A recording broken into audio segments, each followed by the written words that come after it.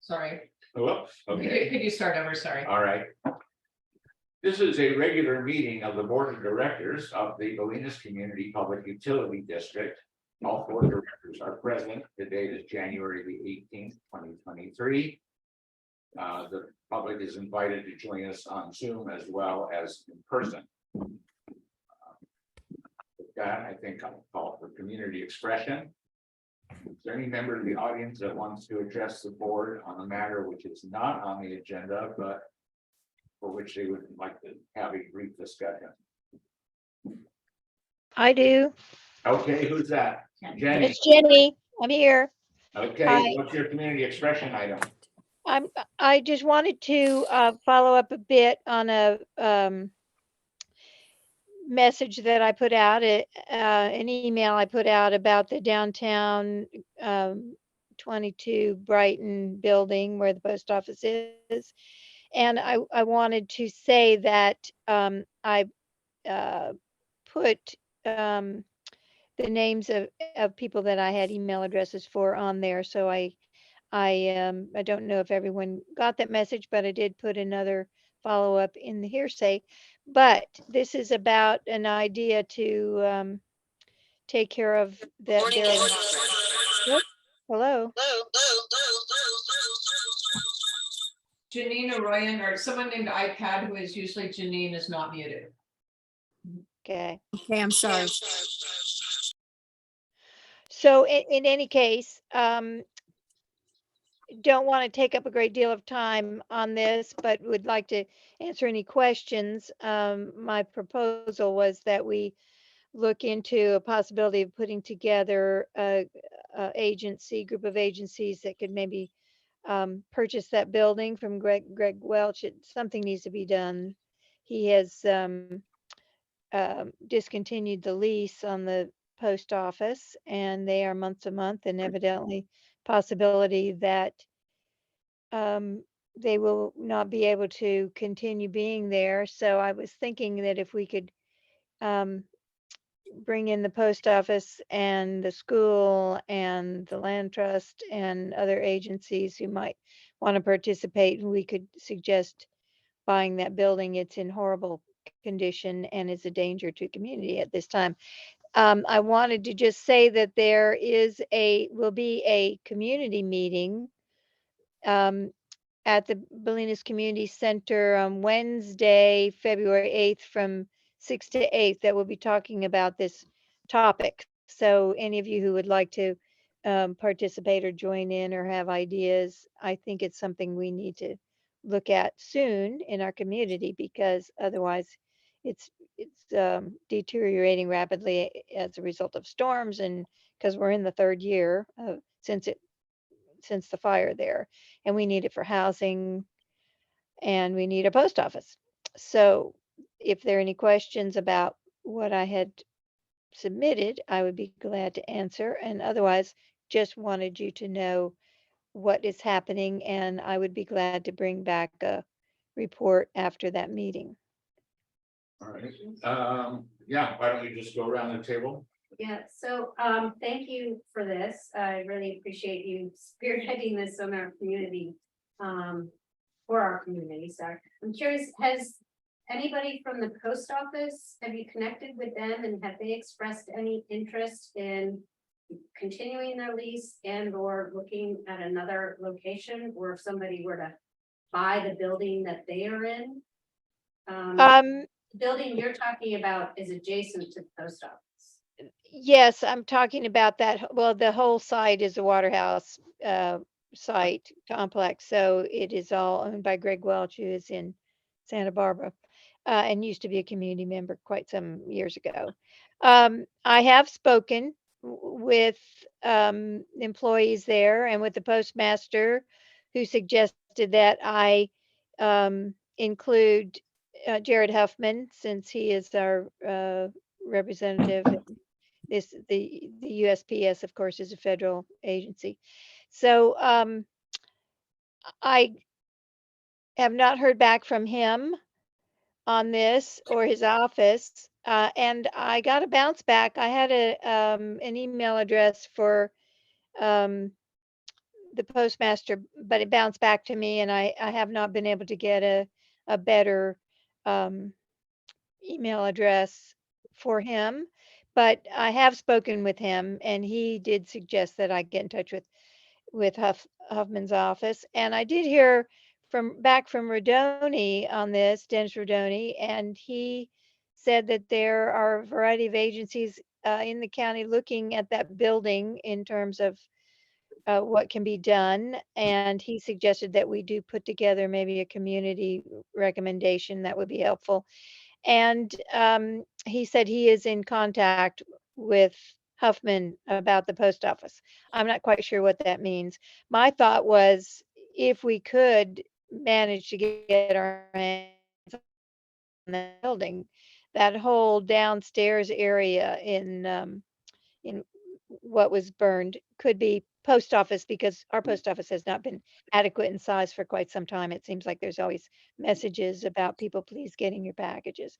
So Okay. anyway, that's my thought, but Let me keep going around the table. I then just and have hear- one follow-up. Sure, go ahead. What is the date that you are intending this community oh, discussion? Melinda Stone had established a reservation for the hall on the February 8th. That's a Wednesday from 6 to 8. Okay, Thank you. let me keep going Sure. around the table. What do you think, Grace? Oh, yeah, I was delighted to see action on that building. It is just I'm afraid somebody's gonna get hurt. Has anybody heard from Greg? Did we have I've heard it just, I mean, I don't want to get into a big discussion of this, but just briefly, do we have any idea what his current? I've only heard rumors. I have not heard anything directly, and I didn't feel as though I'm in a position to make any forward action on there until we have a chance to get more input. And I was hoping that maybe there could be a committee come forward after that meeting that could put together a proposal that would be sent to him. I felt as though it would carry much more weight if there was some discussion that perhaps that building is going to be condemned, or that he would be in some need to do something quickly. But I didn't feel as though I'm in a position to take that on, so I have not been in contact with him. But I think we should, as soon as we do meet, it would be great to put together a proposal of some kind and send it to him. The rumor I heard was first that he wanted to sell it for $7 million. And then I heard that he decided not to sell it, but he wants to get rid of the post office and make it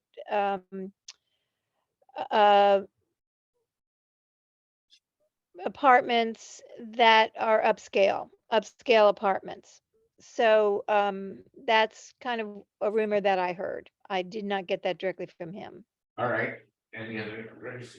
No, thank you. Okay. Thanks, Ken. And what do you say, Andrew? Yeah, I was happy to see this too. I just wonder if there's like some information collecting that we do in terms of. What it can be, what the zoning is, what the condition of it is, whether it needs to be like inspected, and then have. Some interaction with the county about.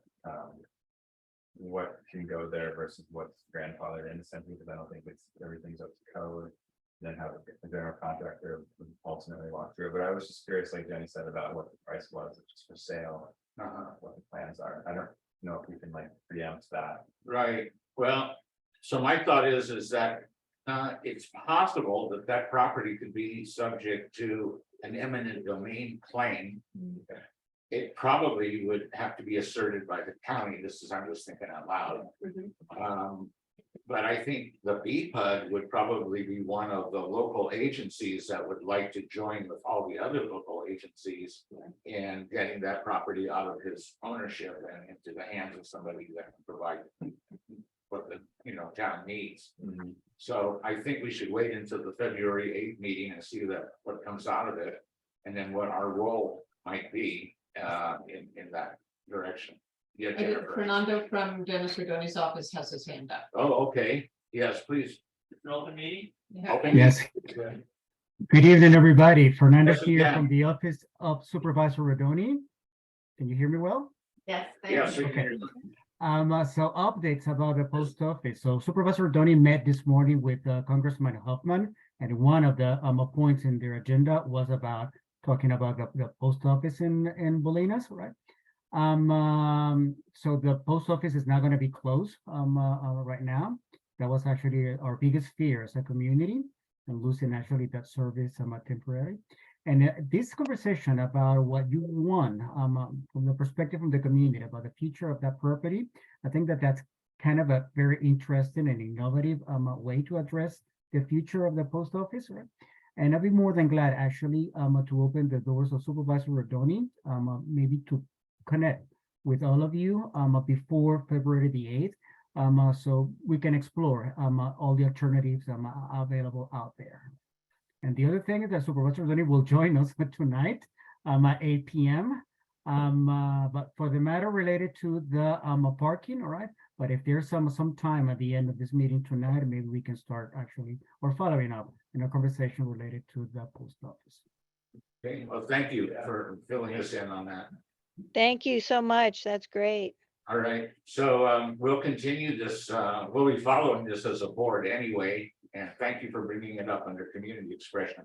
I would like to invite his office, you or anyone from the office, or Rodoni himself, to join us on the 8th in our community if he would like, or if you're available. So if people have questions, that would be a great time to be able to ask, I think.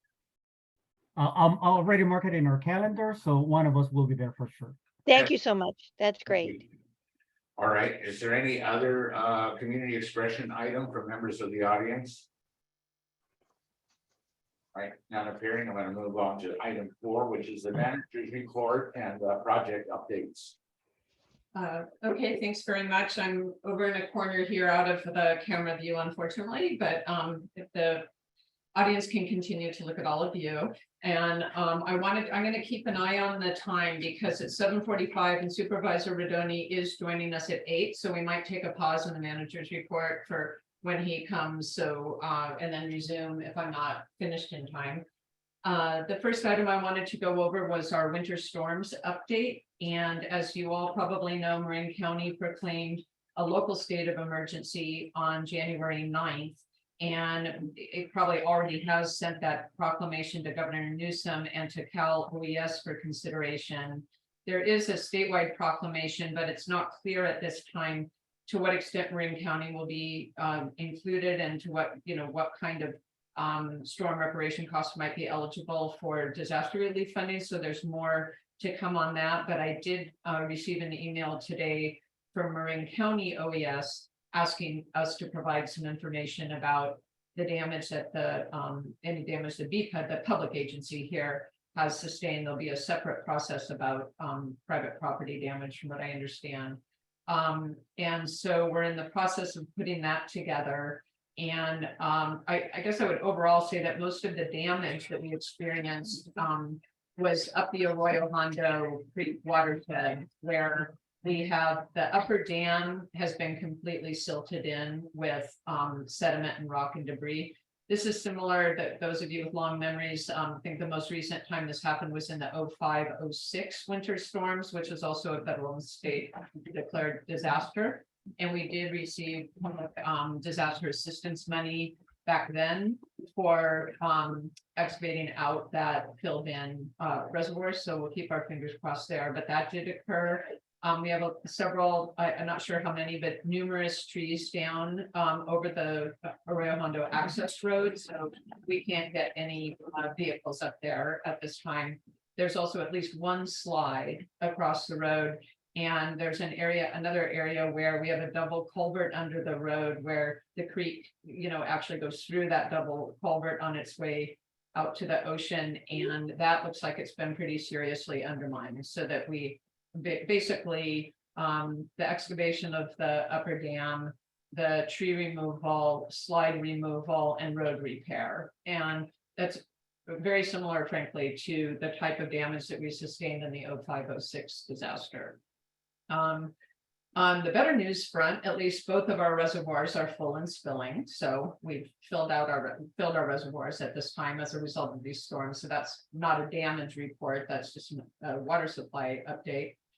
We did not have any damage to the treatment plant. But because we are not able to draw from the Oreo Hondo right now, we are supplying the town with water from Wood Route 1.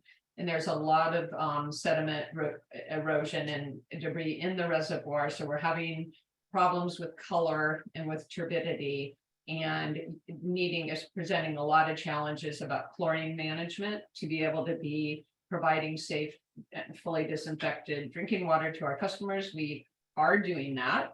But that is requiring a lot of staff overtime and a lot more disinfectant. So if in fact the storm window has closed for a while, we will be able to lower the lower dam and go back onto the Arroyo Hondo water source. And that looks nice and clear at this point, now that the storms have gone through. But we can't use the upper diversion point, at this point until that sediment and rock and everything that's impacted in behind it is removed.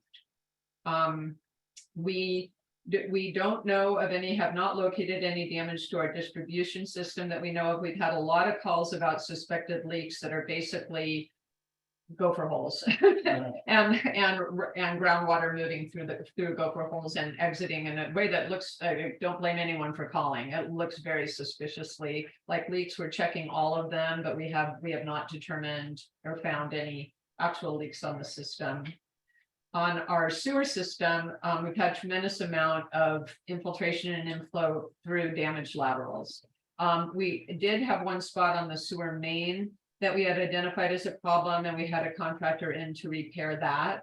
So we did further videoing also on Brighton and Warp, and in addition to the outstanding laterals that customers have been notified about, there are 7 more that just received notices. So there's a lot of work to do on repairing these laterals, and we decided to purchase a camera. So it just was delivered on Monday. So we have our own now sewer inspection camera. It was about $3,400. I basically made the executive decision to buy it because one time of having a company come out to video is $3,000 to $4,000 to $5,000. So it's something that is a great investment for the district, and it's got a small enough apparatus that we will be able to look at the inside of the laterals as well. Not just the mains. We will be able to help customers better identify exactly what the problem is on their lateral, and that will save them costs in the long run of not having to do that kind of video inspection themselves. So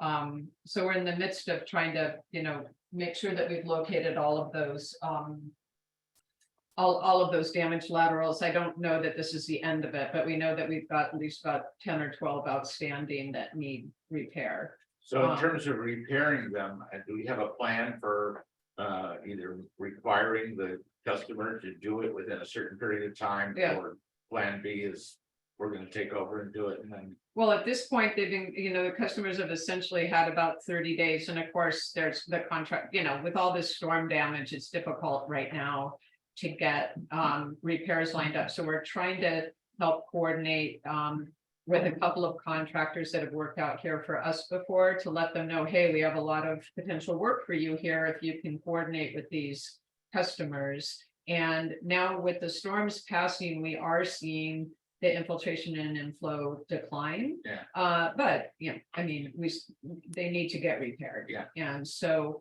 we are going to, this is a customer responsibility, but it's a daunting prospect for a lot of the customers. So we're trying to do more, do as much as we can to help. okay. Yeah. We did have at the lift station, we had some interesting, issues there. Electrical issues because of all the power outages. And then the additional problem that we had is the quality of the power being provided was actually not good enough to be able to reliably operate the lift station on PG&E power during the, even when the power was on. And we had an electrical engineer examine things yesterday at the lift station, and he said this was endemic all over the state, that the other sewage and water treatment agencies that he's talking to had the same issue where the power quality was causing problems. So we actually just decided, even though the power was on downtown for several days, we just ran the lift station on the generator because it wouldn't operate in auto mode on PG&E power for a while.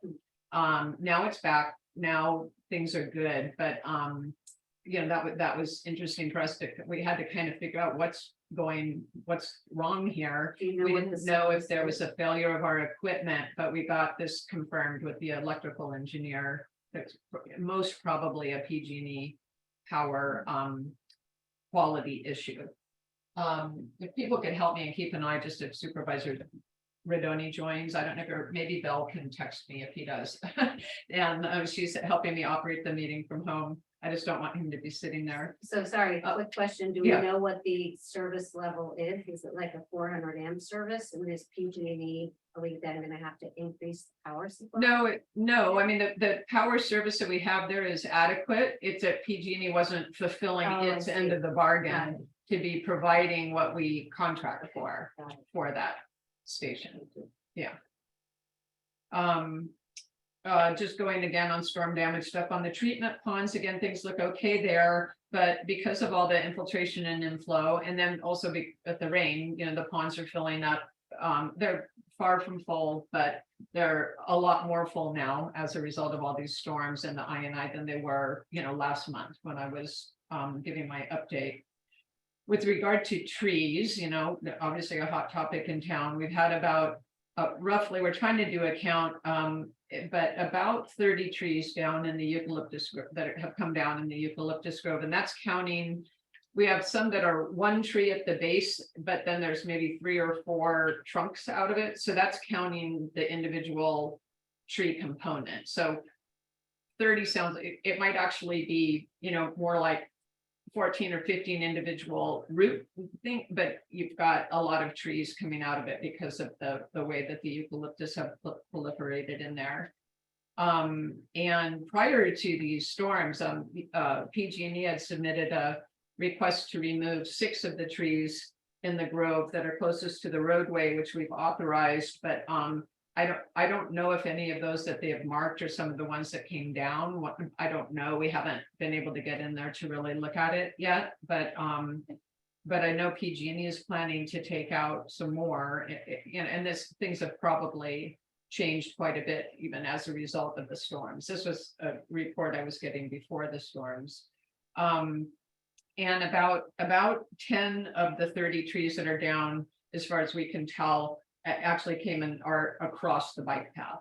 So that's down more near the intersection of Mesa and Olima Bolinas Road where it zigzags there. So some trees came down and they're blocking the entire, so the path is blocked at several places by the same trees that have come down because they blew from a west to east to west direction. From like if they rooted toward near OB Road, they fell into the BCPUD property. And then we have about 4 trees that came down here at 270 Elm Road, over here on the, I guess it's Jute over here on the side of the, I think that's Jute, Yeah. right over here. And those are cypress where we've had 4 that also conveniently fell toward the open lot and not in the other direction. So we'll have to get those cleaned up. And that's our overall sort of big picture view. And with regard to the storm, I mean, we certainly sent a lot of appreciation to the Bolinas Fire Department for all of their heroic efforts and to our operations crew for being out there under extremely challenging conditions. And I wanted to acknowledge, for those of you who hadn't seen it, there was quite a great article that Evie Wilhelm submitted to the Hearsay News, in which she really acknowledged that all those heroic efforts by our fire department and by our utility district and many others in town who were working to help people that really needed it during these storms. So I certainly join in that appreciation. Do you guys have any questions about storm damage? And I'm hearing that Supervisor Redoni is here waiting, so maybe after your questions, we could let him in. My question, wait. wait on this, okay. Why don't we take a pause then and see, Supervisor Radoni, let's see, I'm seeing a big screen of people here. Supervisor Radoni, if you can hear us, you can, there he is.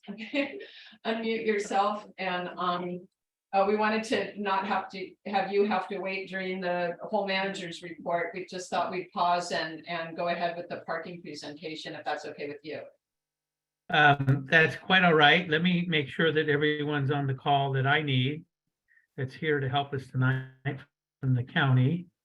So I'm just looking over my list. Rhonda, could you verify with me? Yeah, it looks like Carrie is here. So Carrie and also Heather was here, I believe. So I think we're all here, Dennis. Very good. Well, thank you all for taking the time to have us make a presentation to you tonight. And I am interested to hang around and hear your report, manager report, after we present, Jennifer. So thank you. And I know it's been a hard few weeks for us all with the storms we had. You know, the mixed bag is that we've got a lot of rain, which is good for our reservoirs and our water systems. The bad news is that it came with a lot of wind that did a lot of damage, and also the flooding we experienced. So thank you. I want to personally thank everyone who's done work during the storm, your crews and the fire crews and emergency responders. Everyone did a fantastic job, and even have to include PG&E in that with the number of outages they had that they were able to address in a relatively short period, when they had at one point over 100 incidents of outages in just West Marin. You know, they had to go and find each one and correct it and fix it. So it was quite a task for them. So I do want to just call them out too. But we're here tonight to talk about the Bolinas parking proposal. And as you know, we've been talking about this for as long as I've been on the Board of Supervisors, and I kind of understand and found files that goes back over a decade talking about Bolinas parking issues. I also want to recognize that Measure X, which we implemented approximately 3 years ago now, it failed to provide the expected relief that we had determined that we had thought we were going to get out of it. And it really was determined to be unenforceable after research by the sheriff's office and our legal staff at the county. And that is a pilot. It is still in a second 2-year pilot, and it will expire at the end of this year. And we have no choice. The pilot does expire, and we don't plan to renew it at this point, for the reasons I stated, that we don't find it's not enforceable, and we hate to have anything on the books that the sheriff's office is uncomfortable with, and they get a lot of feedback about, why aren't you doing this? Why aren't you doing that? And the bottom line is, Measure X, as we understand it today, is not enforceable. And so that leaves us with a void, with expectations that the public has that we're not able to fulfill.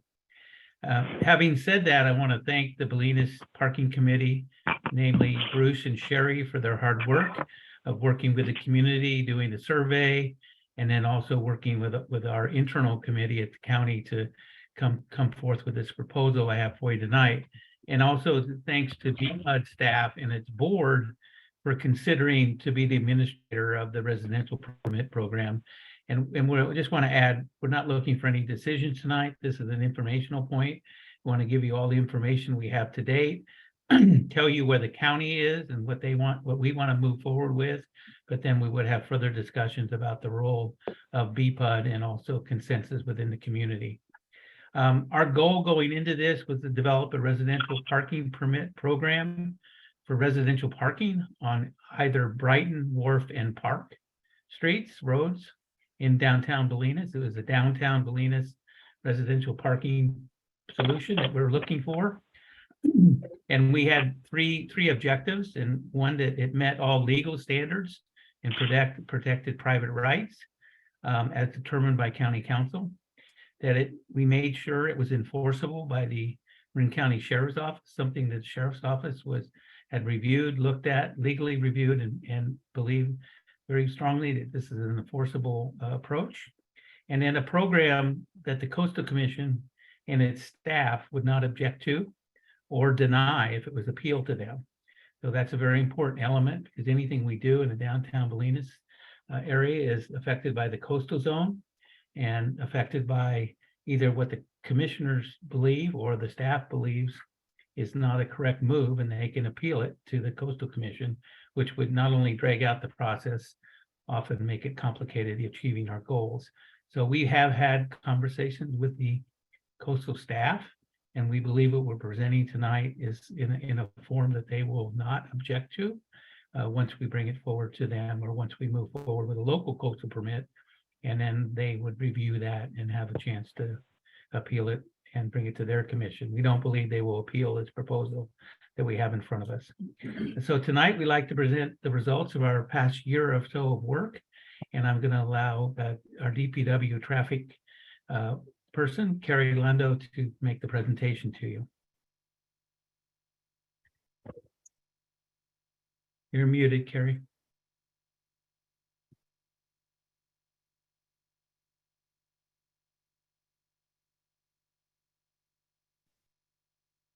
Carrie does have, there we go, does have a slideshow.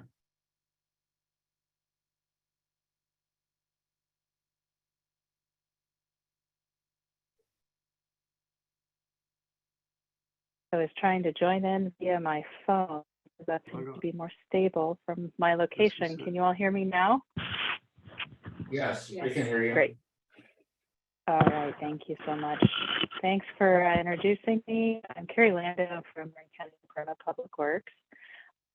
I'm senior transportation. You're I've breaking been up. working with the community there, different, parking. Carrie, do you want to try turning off your video and see if your audio could be clear? Because you're breaking up and you'll probably need to start over. All right, let's try that again. Can you hear me better now? That's a little better. All right. The Public Works. I'm a senior transportation planner and have been working with the community addressing these parking issues in the area. We've agency partners in the parameters of the residential parking permit program. The purpose of that would be to the public be. Carrie, we're still having trouble with you on your sound. Your audio is really breaking up. I don't know if you have any further solutions on your end. See if I can unmute on my computer.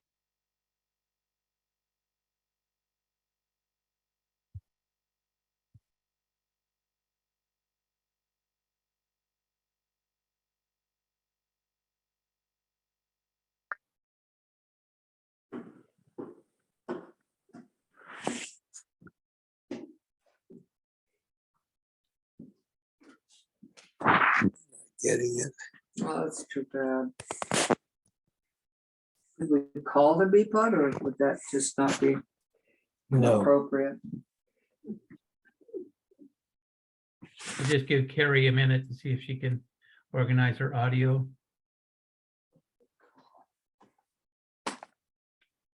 Well, they've gone on to another.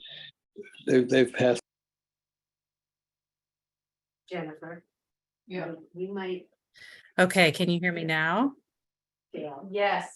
That's good, Carrie. Great, yay, fantastic. Carrie, could you just start over just so we make sure we. Sure. Let me see if I can get this to go back. Okay, I'll start over. I'm Carrie Lando, Marin County Department of Public Works, Senior Transportation Planner. Just to review what the purpose of the residential parking permit program that has been developed over a long process of lots of discussions with our agency partners as well as the community members. The purpose is to ensure reasonable parking turnover for visitor access to the public beach, as well as overnight on-street parking for residential occupants.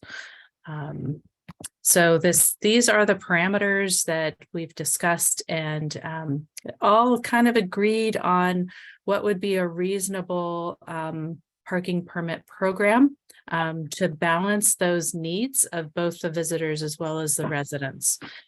So the first portion would be that on the residential side of Brighton Avenue would be to establish overnight parking restrictions from 2 a.m. to 5 a.m.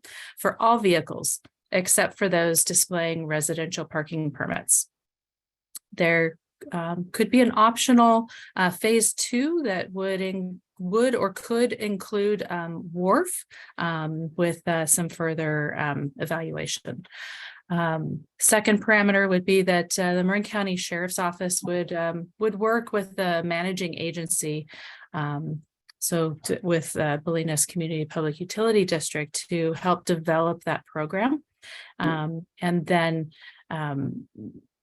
that managing agency would manage the issuance of the parking permits themselves, but the Marin County Sheriff's Office would provide the enforcement itself. So they would continue doing their regular enforcement.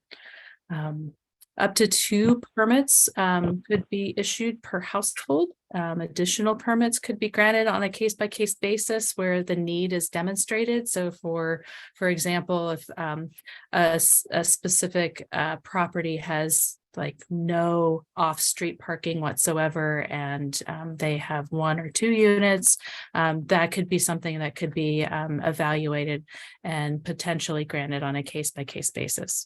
The total number of all residential permits granted would not exceed 50% of the available spaces.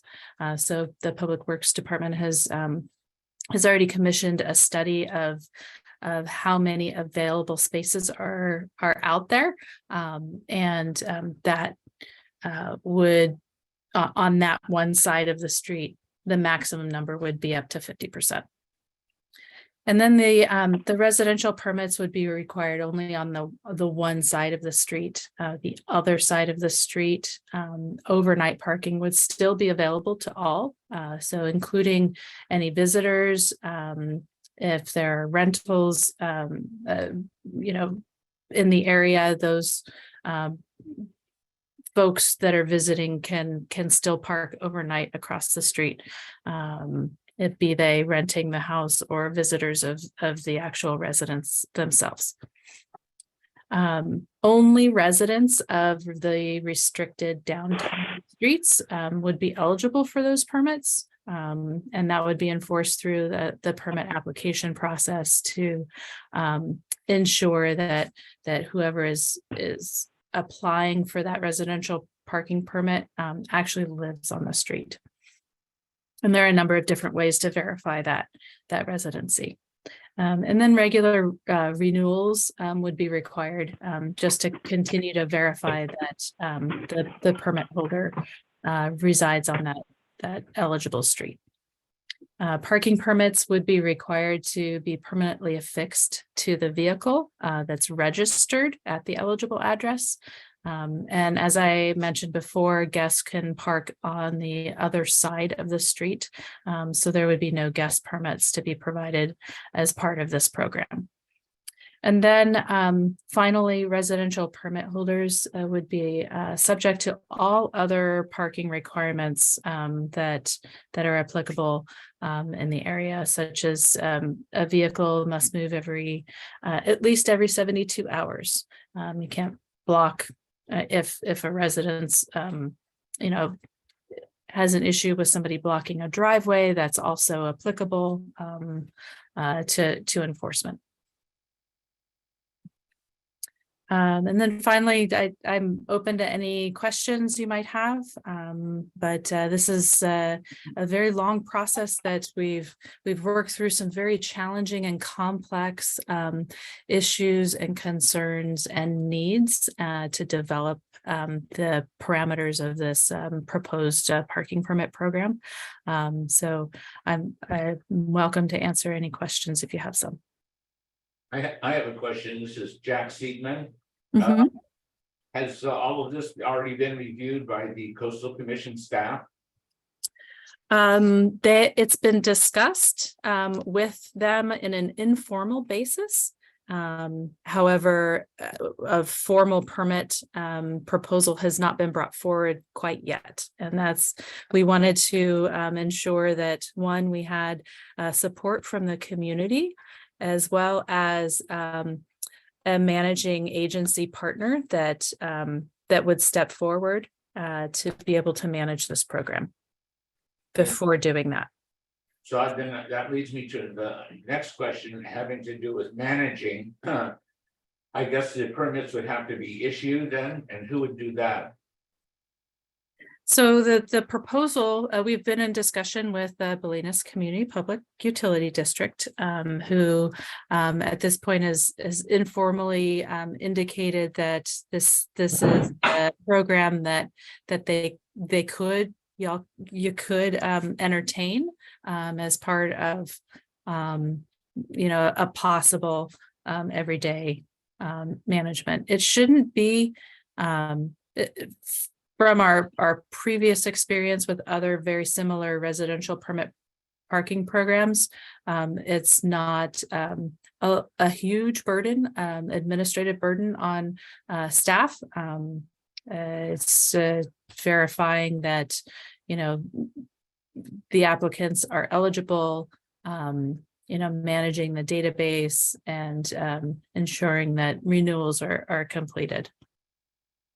Okay, and have you gotten a general feedback from the Coastal Commission staff? I understand you don't have a formal permit application on, but generally you can get some feedback that they will tell you they are inclined to favorably look at it, or that they're not inclined to favorably look at it. Have you got any of that? Yes, we have had informal discussions with them, and they've indicated that with these parameters specifically, this would be a program that they would likely support. Great, thank you. Mhm.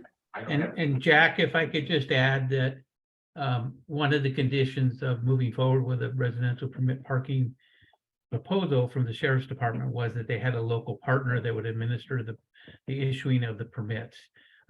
We are proposing this to BPUD as being the one district, one point of governance in the community.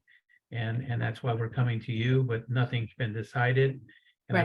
I would just add that also all the costs associated with this program need to be paid for by the permit program. So any administrative cost that would be experienced by whoever administers the program, you would expect to recoup those costs through the permit process. So. Okay, good, thank you. That was an important addition. Let me see if there's anyone else on our board that has any questions. Grace? I have a question. Can you speak to the time, what looks like the timeline? I realize you can't nail that down, but in terms of applying for the permit and getting the permit from the Coastal Commission, how long might that take? It is likely that it would take at least 3 months, if not 4 or 5. But it's dependent upon a number of different factors. Support from the community is definitely a very important aspect of this, and having a managing partner on board willing to bring this forward. But generally speaking, the time from applying for a coastal permit and receiving approval for it is like 3 to 4 months. Thank you. Mhm. Yeah, I guess to just follow up on Grace's question, in terms of timeline. So, thank you for putting this together and the whole committee for working as hard as you have all these years. You're not asking for anything from the board tonight. You would go to the Coastal Commission for their permit, and then you would come back and seek board approval for us to manage and issue the permits. And when you say a regular issuance, is that every year or every other year? For the permit? So Carrie, I can take that first if you want. Great. So just to follow up on the earlier question, though, also, the intent of moving this forward was to make sure that the residential permit program was in place before Measure X expired. And that comes up in the fall of 23. And we often hope that we have something like this in place before the busy spring and summer season. But I don't think we'll make spring, but there still is a shot this year of making summer if we move it pretty quickly. But the goal would be to get this in place, this other program in place before Measure X expires, because we don't plan on renewing Measure X. And then your second question, we wouldn't go to the Coastal Commission until we had a partner in place, because that's part of the proposal, at least that we're making, is that we have this local partner in place that would be the administrator. So we do have some details to work out with whoever that is. And Jennifer did propose some questions to us in her meeting with Lieutenant Heather Rock, who is the new lieutenant representing the Sheriff's Department and is stationed in Point Reyes. Earlier, they met and discussed this program.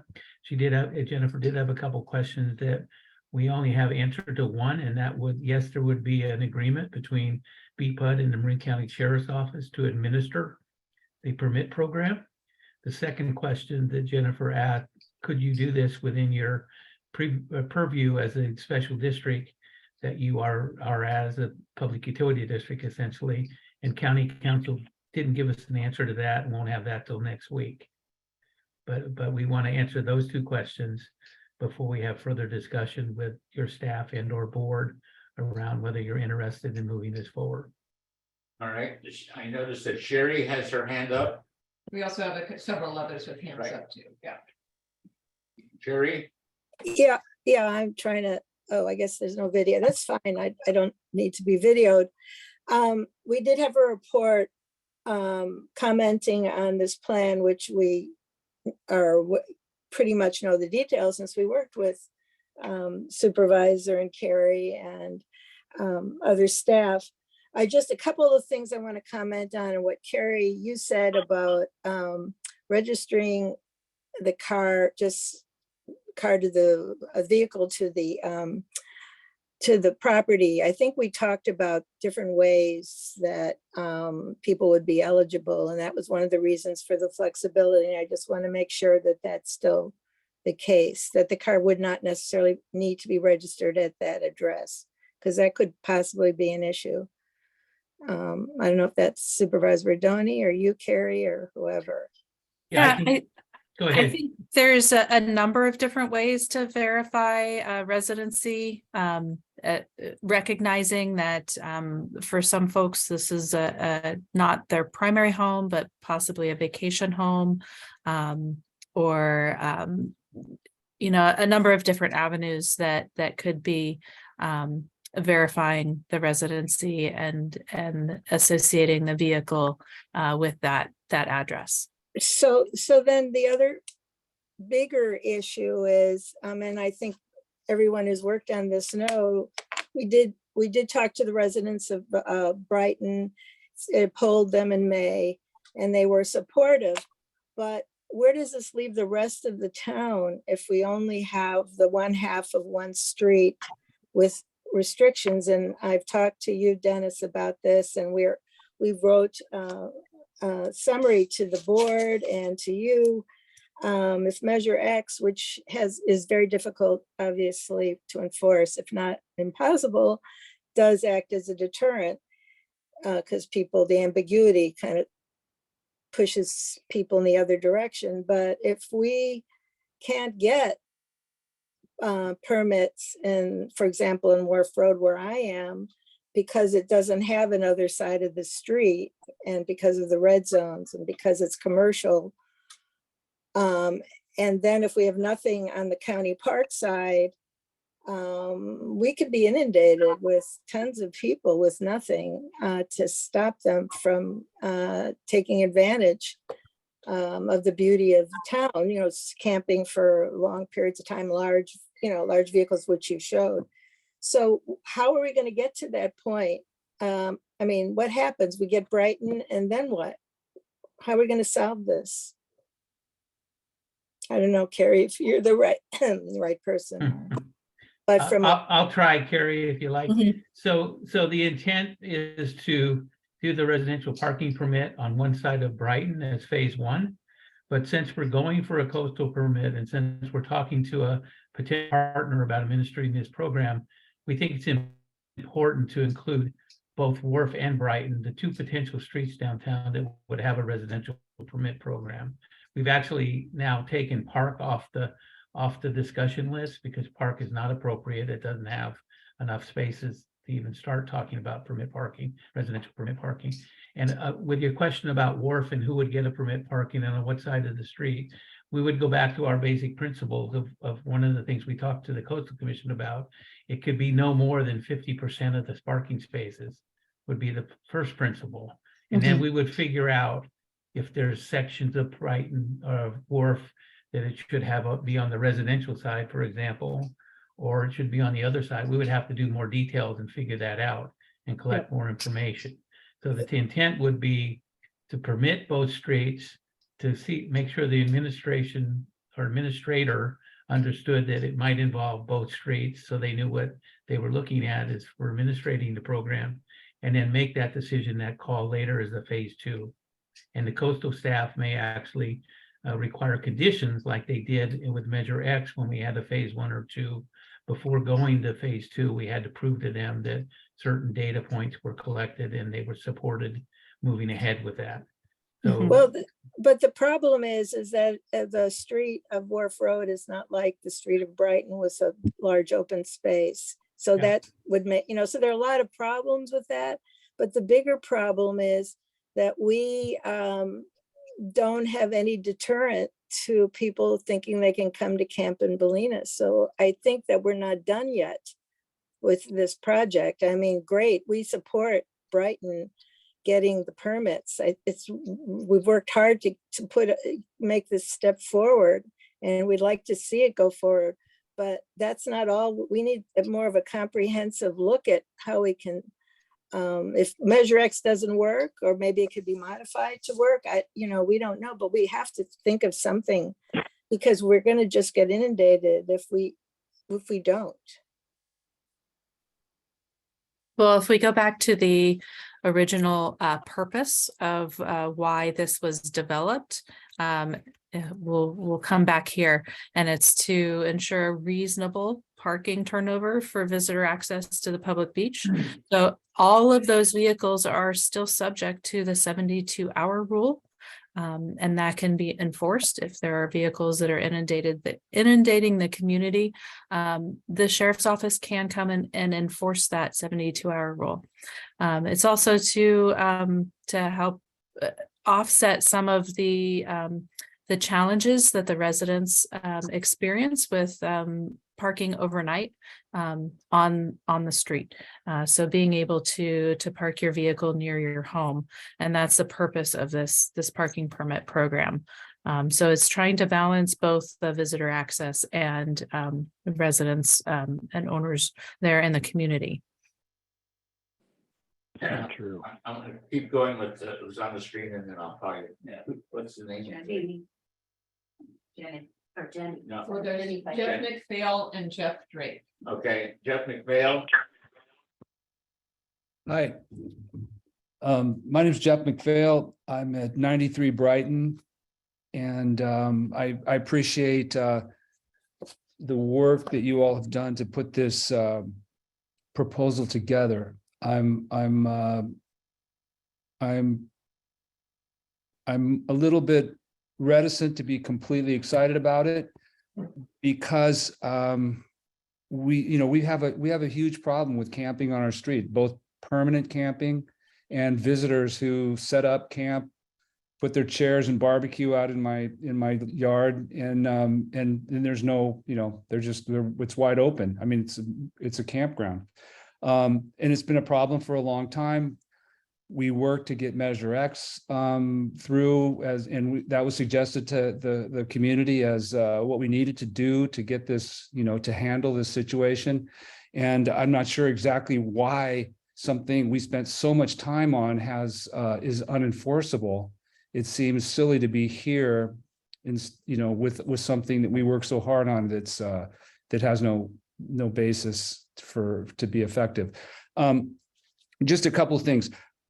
The first thing I think of is we tiptoe around camping with this proposal. I don't know why we don't deal with camping. Maybe it has to be dealt with this way. I'm sure maybe that's the way it's done, or maybe it has to be done.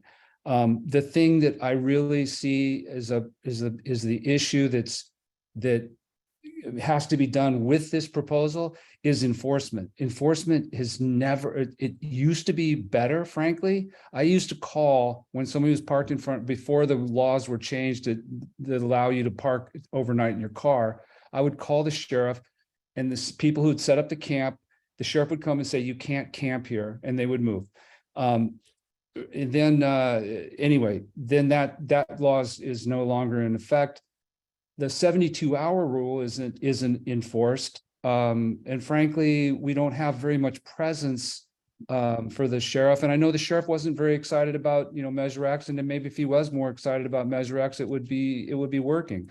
But I really don't think we have the enforcement we need. I mean, I don't think that. I know that. And I think if we had a community officer, I know that's been suggested, but we need people who know what's going on, who's new, who's old, who's been here, who hasn't been here. And we don't have that kind of enforcement. And we need that kind of enforcement. Who's going to come at 2 a.m. and check on these guys between 2 and 5? I don't know. And so without enforcement, this is just another, waste of time. I don't mean that, but it doesn't have any validity, for us who live on the street. And of course, like the woman said earlier, what about the other side of the street? I mean, but this is a start. I appreciate it's a start. But without enforcement, we have the same problem. Thanks for letting me talk. Yeah. Before I ask the next person, does anybody want to respond to that, Gary or Dennis or Donnie? Yeah, I can start. Thank you, Jack. I appreciate your comments, Jeff. Thank you. I think two things you get with this ordinance is you won't have people parking on your side of the street and camping overnight, because we do have a guarantee from the sheriff's office they will be doing enforcement. And they chose the time that they would do it, the best time that they could make that enforcement happen. And they know if someone's parked there between the hours of 11 and 2, they will be ticketed or they will be forced to move. And they know that they can do one sweep a night and cover everyone that's on that side of the street. And if they're parked there and they don't have a parking permit, they will be asked to remove, they will get a violation. And it could ramp up even to being towed if eventually was that need. But that's what you get with this ordinance that we're proposing. Yes, it is open on the other side of the street, but that's the compromise we're trying to walk with making sure that there's parking available for everyone all hours of the night. And that's what the coastal staff is looking for. But I think I would look at it as what you are getting out of this, and you are getting a commitment from the sheriff's office. They will do the enforcement with this ordinance, and they specifically asked for that time frame to make sure that it was something they could enforce. And then also, you shouldn't have camping on your side of the street on Brighton where the permit parking is allowed. That's the intent of this ordinance, that it's for residential parking only. So Thank you, Dennis. I'll move on to Jenny. Thank you, Jack. I just have a quickie. Is this going to be available somewhere, and where will it be available for the public to check it out so community members can know what this proposal is? And as you say, we need to get enthusiasm for it. So we need to be able to get the word out where people can look at it. So where would this be available to see what you just presented? Should be part of the public record for this meeting. It is being recorded. So any folks who would like to look back at this, they're welcome to look at the recording. If there are other folks that would like a copy of this presentation, I'm happy to distribute it as well. So we would go to the county or go to the BPUD, or where would somebody go to get this? How do we contact you? How do we get the recording? And how do we do that is, I guess, what I need to know. I think, Jennifer, could you clarify your recording of this meeting will be available to the public in a couple days? Yeah, and we can also post a copy of the slides on our website as with a separate link. Great. That'd be you. great. Thank you so much. There you go. Is there someone else on the screen? Yeah, Jeff. Great. Jeff, great. Yeah, hi.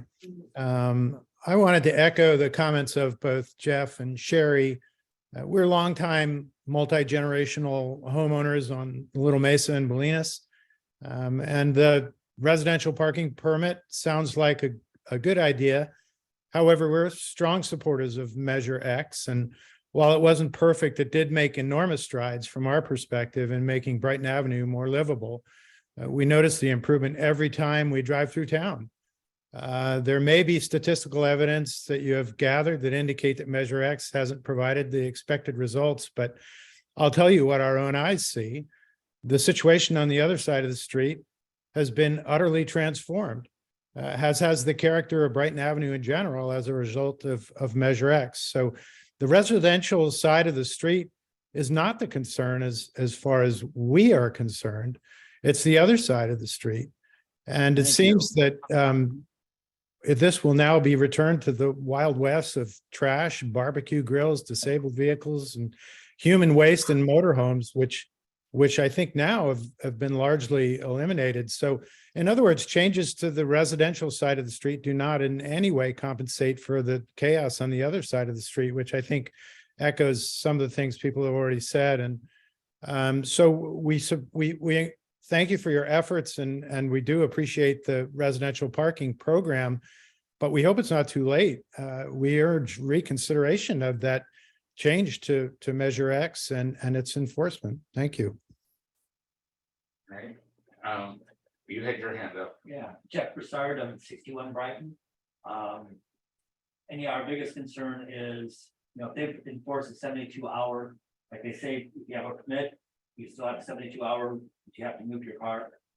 There should be a 72-hour on the other side, so vehicles aren't just there for months at a time. I think the 72 hours applies to all of the street and both Yes. sides. But it's not enforced. Well, we're back to the enforcement question. And if they had enforced a 72-hour, that would solve most of the complaints that I think we residents of Brighton have. We have no complaint with people coming in and spending the night. People travel quite a distance to get there. It's the people that move in and stay. No. That's really the biggest issue for us. Okay. Perhaps Lieutenant Brock would like to just comment on the 72-hour rule and how and the challenges they have about enforcing it, because people are very smart about that rule and realize that sometimes a short move will get them out of trouble out of that 72-hour period. But Lieutenant Brock, would you like to just comment on that? Sure. Yeah, the 72-hour rule is a statewide law, so it would affect all of the streets in Bolinas. I understand people's frustration about its enforcement. We do have some limitations. Unhoused individuals who are living out of vehicles, according to the legal advice that we get, and what other law enforcement agencies are doing is that we are not towing those vehicles. So that's something that we don't do. From my understanding, there are a lot of trailers and boat trailers and other types of vehicles of that nature that were moved and some towed away over the summer. I can have our staff come and look and check them, but normally we get a complaint, we mark the vehicle, and then can come recheck it, and see if it has moved or not. But it doesn't specifically say in the law, it needs to be moved to a different block or something like that. So it can be a little bit hard for us to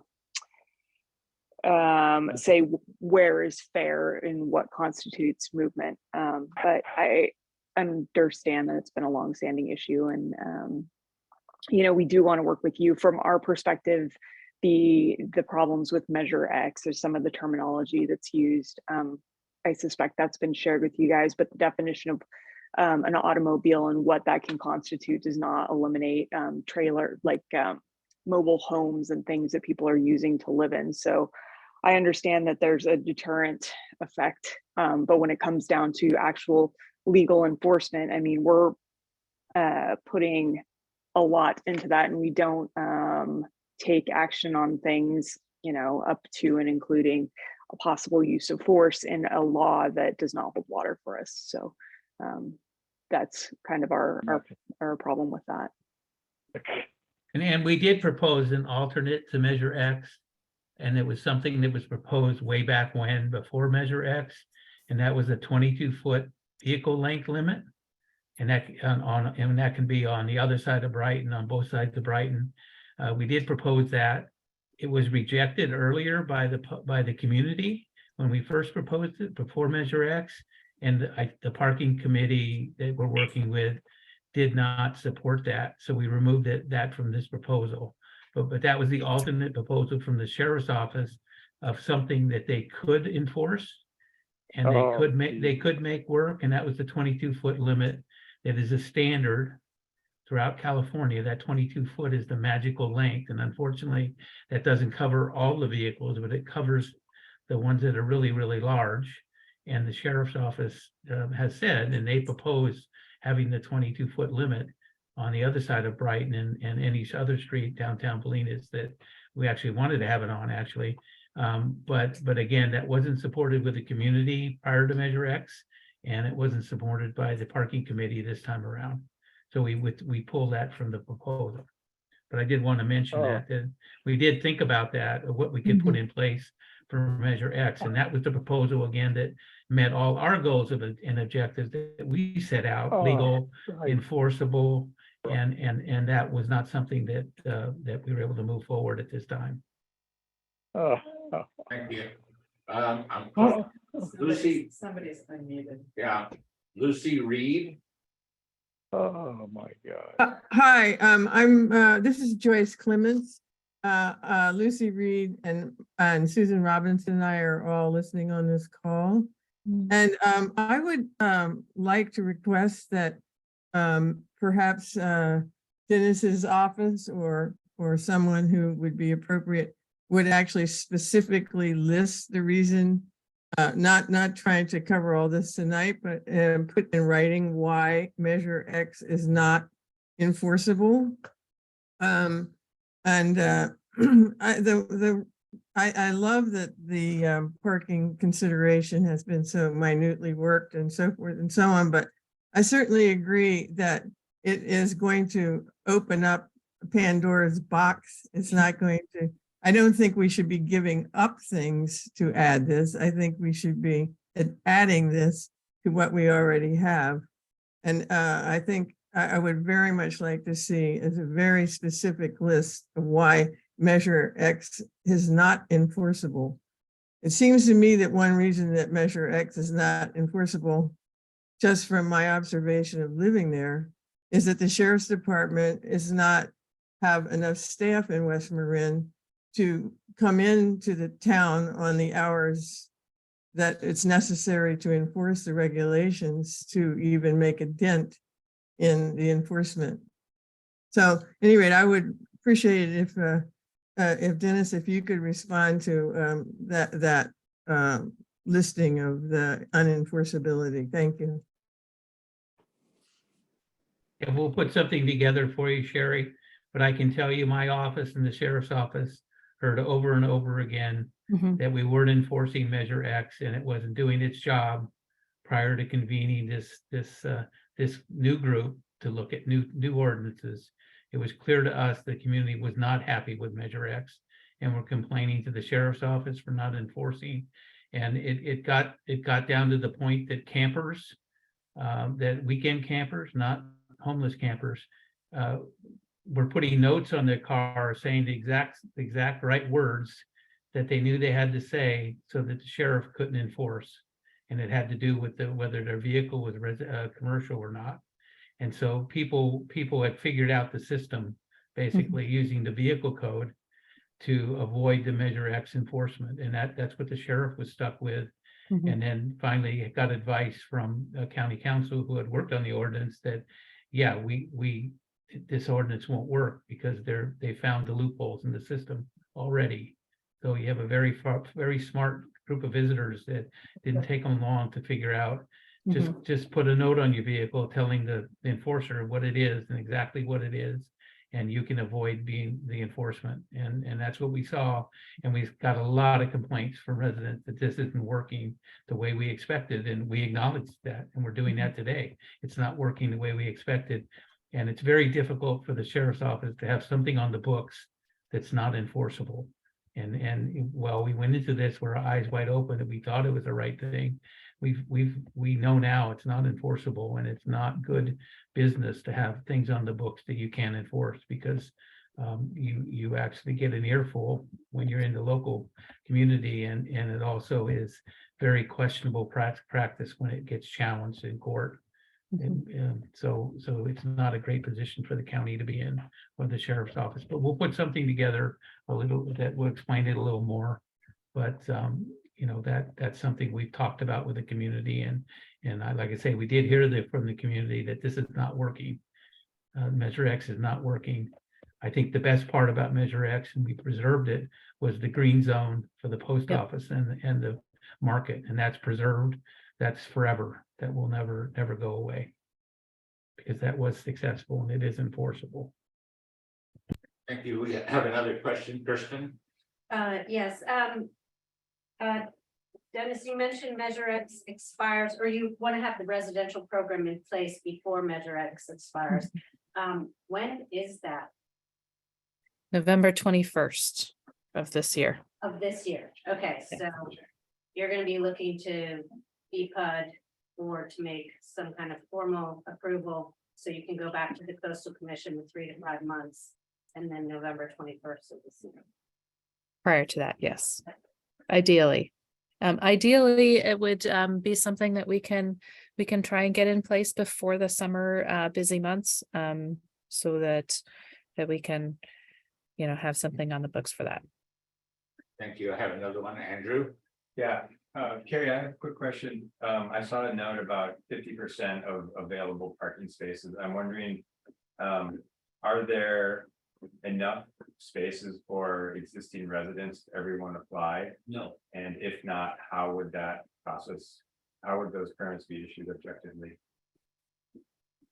That's something that the managing agency would evaluate on a case by case basis. If there are properties and residents that would like 2 permits, you know, we would allow the agency to, you know, evaluate if that's appropriate or not. And then once the number of issued permits reaches that 50% threshold, then there are no other additional permits available to be issued for the community. We recognize that, you know, some properties have more constraints than others, and we're trying to build in a little bit of flexibility to allow for that objective the evaluation of the number of permits for each property. But the fact is that we still need to be able to get approval for a permit program, and the Coastal Commission has indicated that there's a finite number, there's a reasonable number that needs to have a limit on. It can't be 100%, it can't be 80%. They've indicated that 50% is generally an acceptable number of permits for the community. Thank you. Thank you. And I would just add, preliminary counts indicate that, and that's why we came up with the 2, was that we can service every residential establishment on the street and not go over the 50% by limiting it to 2. So that's why those numbers work together. It does allow, though, for extenuating circumstances that someone could get more than 2 if we're still under the 50%. So. Correct. Lyndon?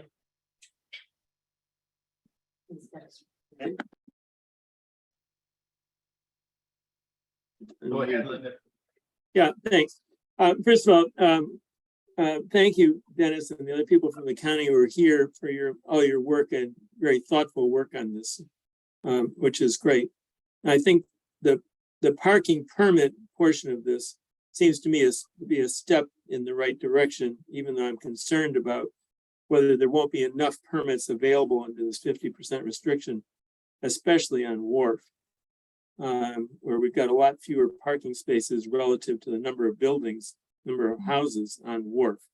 So I think that's going to need more thinking, especially on Wharf. I'd like to ask Sherry if she could remind us why the committee opposed the 22-foot restriction. My recollection is that the feeling at the time was that it wasn't restrictive enough and that there was too many vehicles that were going to get in under the 22 feet restriction. But with what's being described now, if this continues to be the case, that as Dennis has presented it to us, that Measure X is not going to work and the county will not renew it because they feel it is just not something they can do with an unworkable ordinance. I'm wondering if we have to reconsider the 22 feet rather than ending up with nothing in that vein. So I wonder if you could address that, Sherry. Yeah, I've been trying to get to say something about it because we never turned down the 22-foot for overnight parking. What we had an issue with was that it was proposed that instead of Measure X, that there'd be a 22-foot limit day and night. And we thought that that would be a hardship for, particularly on Wharf Road. You know, we have commercial fishermen and things like that going on. And we didn't think that that would fly. But I specifically wrote in an email to Dennis that let's just add 22 feet now. The reason why it was opposed in the beginning, and I came in sort of partway through it, was that people didn't understand the definition of automobile. And there was a lot of thinking that it applied, to different, that a lot of things were exempt, that an automobile really limited the number of cars that could park. And so if you said 22 feet, you were going to invite other vehicles. The fact of the matter is, as it's been said, the automobile includes house cars and all kinds of vehicles, practically any vehicle. So I specifically wrote to you, Dennis, okay, add 22 feet, but not 24 hours.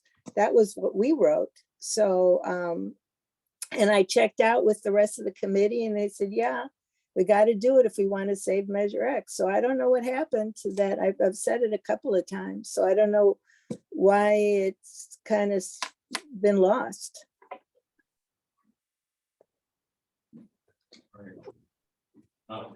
I'm not hearing a response to it. Lyndon, I just wanted to comment on Wharf.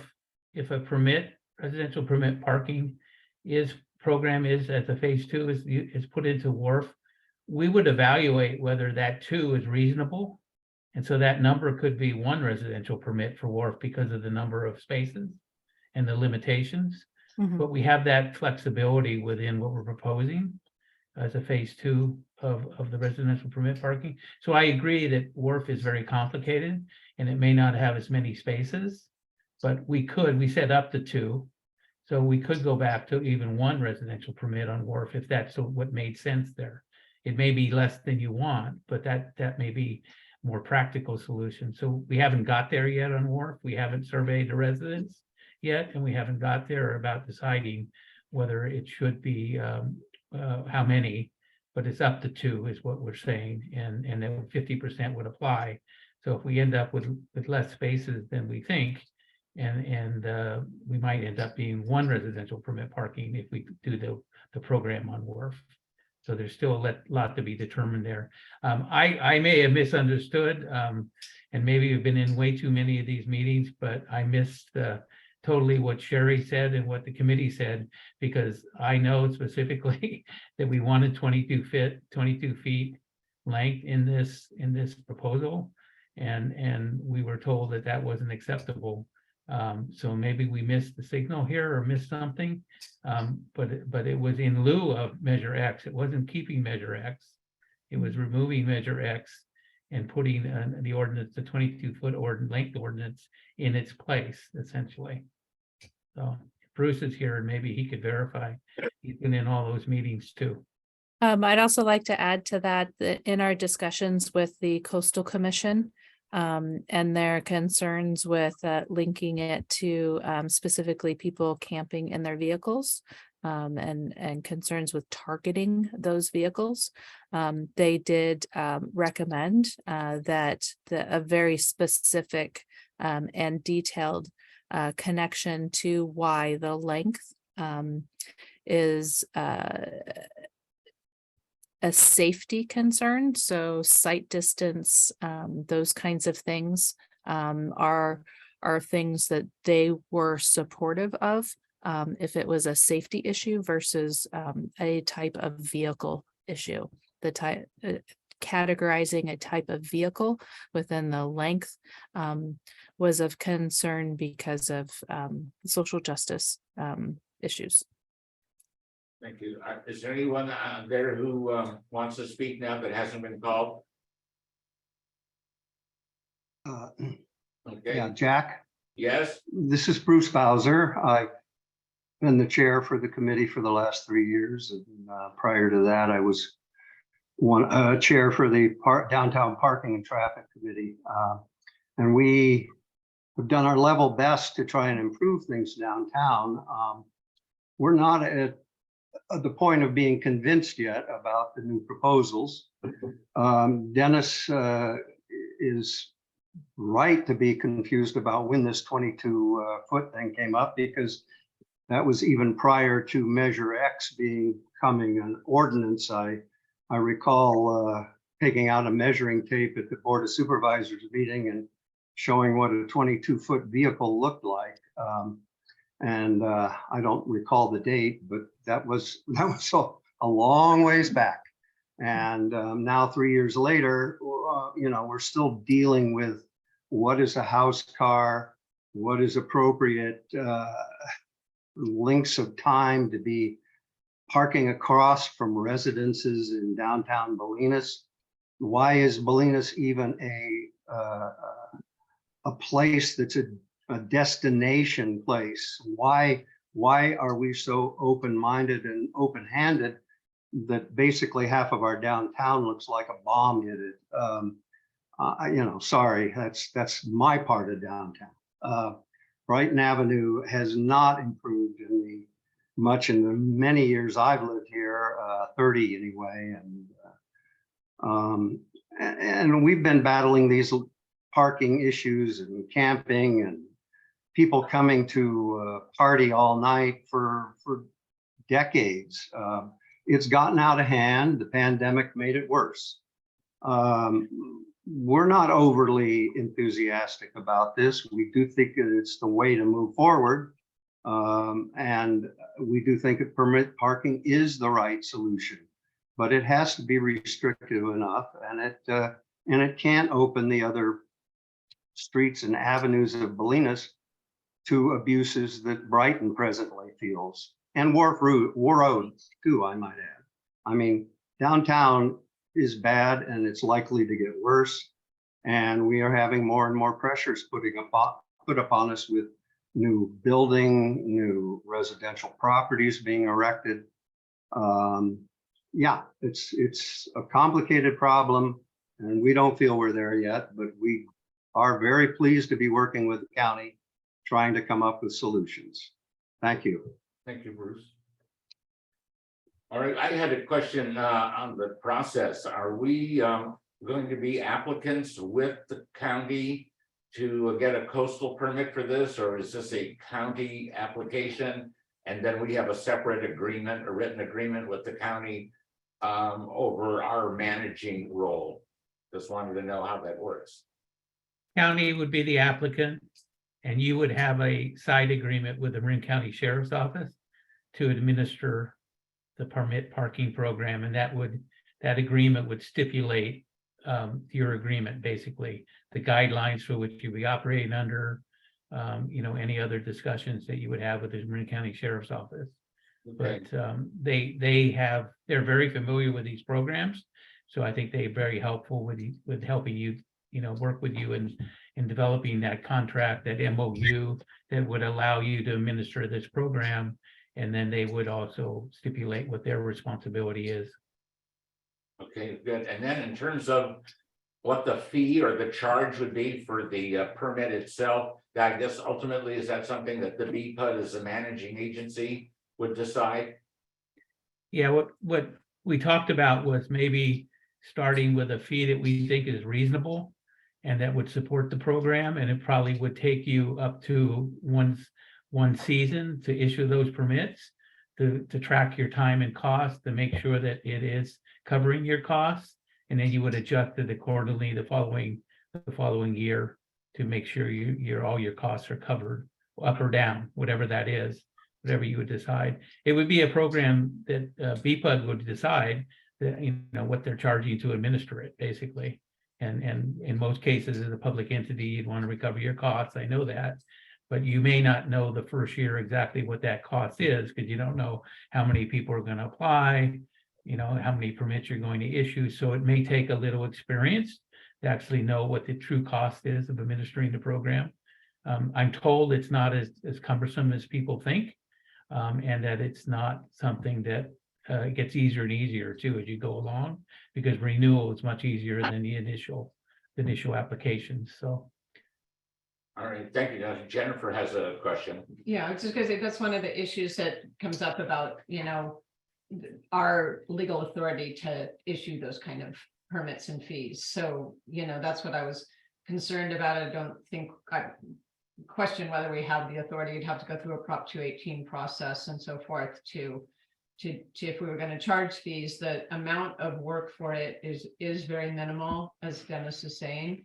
I had a long conversation with the county sheriff's office about it, and it is not terribly time consuming or burdensome, but I had suggested instead that we just get an annual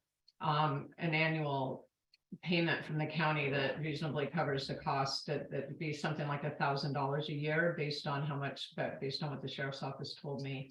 Be an easier way than figuring out all the legalities of trying to whether or not we have the authority to charge those kind of fees and how we'd have to do it, from a public administration process. But those are details that we're working on that. Yeah, all right. I sure appreciate all of the amount of time that you put in, and especially coming to our meeting tonight to share all of this with us. And so the next step, I assume, is that the county is now going to move forward with submitting an application to the Coastal Commission. Is that the next step? No, we'll be looking to work out details to the point that we have a partner like BPUD to administer the program. We don't have to have all the details worked out, but at least a consensus that you're willing to take on the program and discuss with the sheriff the actual contract that can be worked on. Yeah. But have a good understanding what you're getting into, work out these cost issues with you probably, and make sure we have that partnership built before we actually submit for the coastal permit. We can do the contract or MOU while the permit's being processed, but we want to have your at least agreement with you that we want to partner on this and want to figure it out and work through all the issues that we might have. Okay, I think our board is supportive then of entering into the MOU. Are we all in agreement? Do we have a consensus? Yeah. Okay. But is it on? Okay, that's the first step, and I don't know if you want to have a meeting to confirm that, or this does confirm that, because that does take us to a place that we probably want to just check back with the parking committee and work out this length issue with them if we still have one, and figure out if that should be included or not, because I think we if we both want that, then we could easily add that into the permit and figure out where that's appropriate to have the 22-foot length. Okay, so if you have some work with the parking committee then on that issue, you think the county could put together the first draft of a proposed MOU and send it to us so that we could have something to work off of? Yeah, we will do that. And we also want to get that word from county council.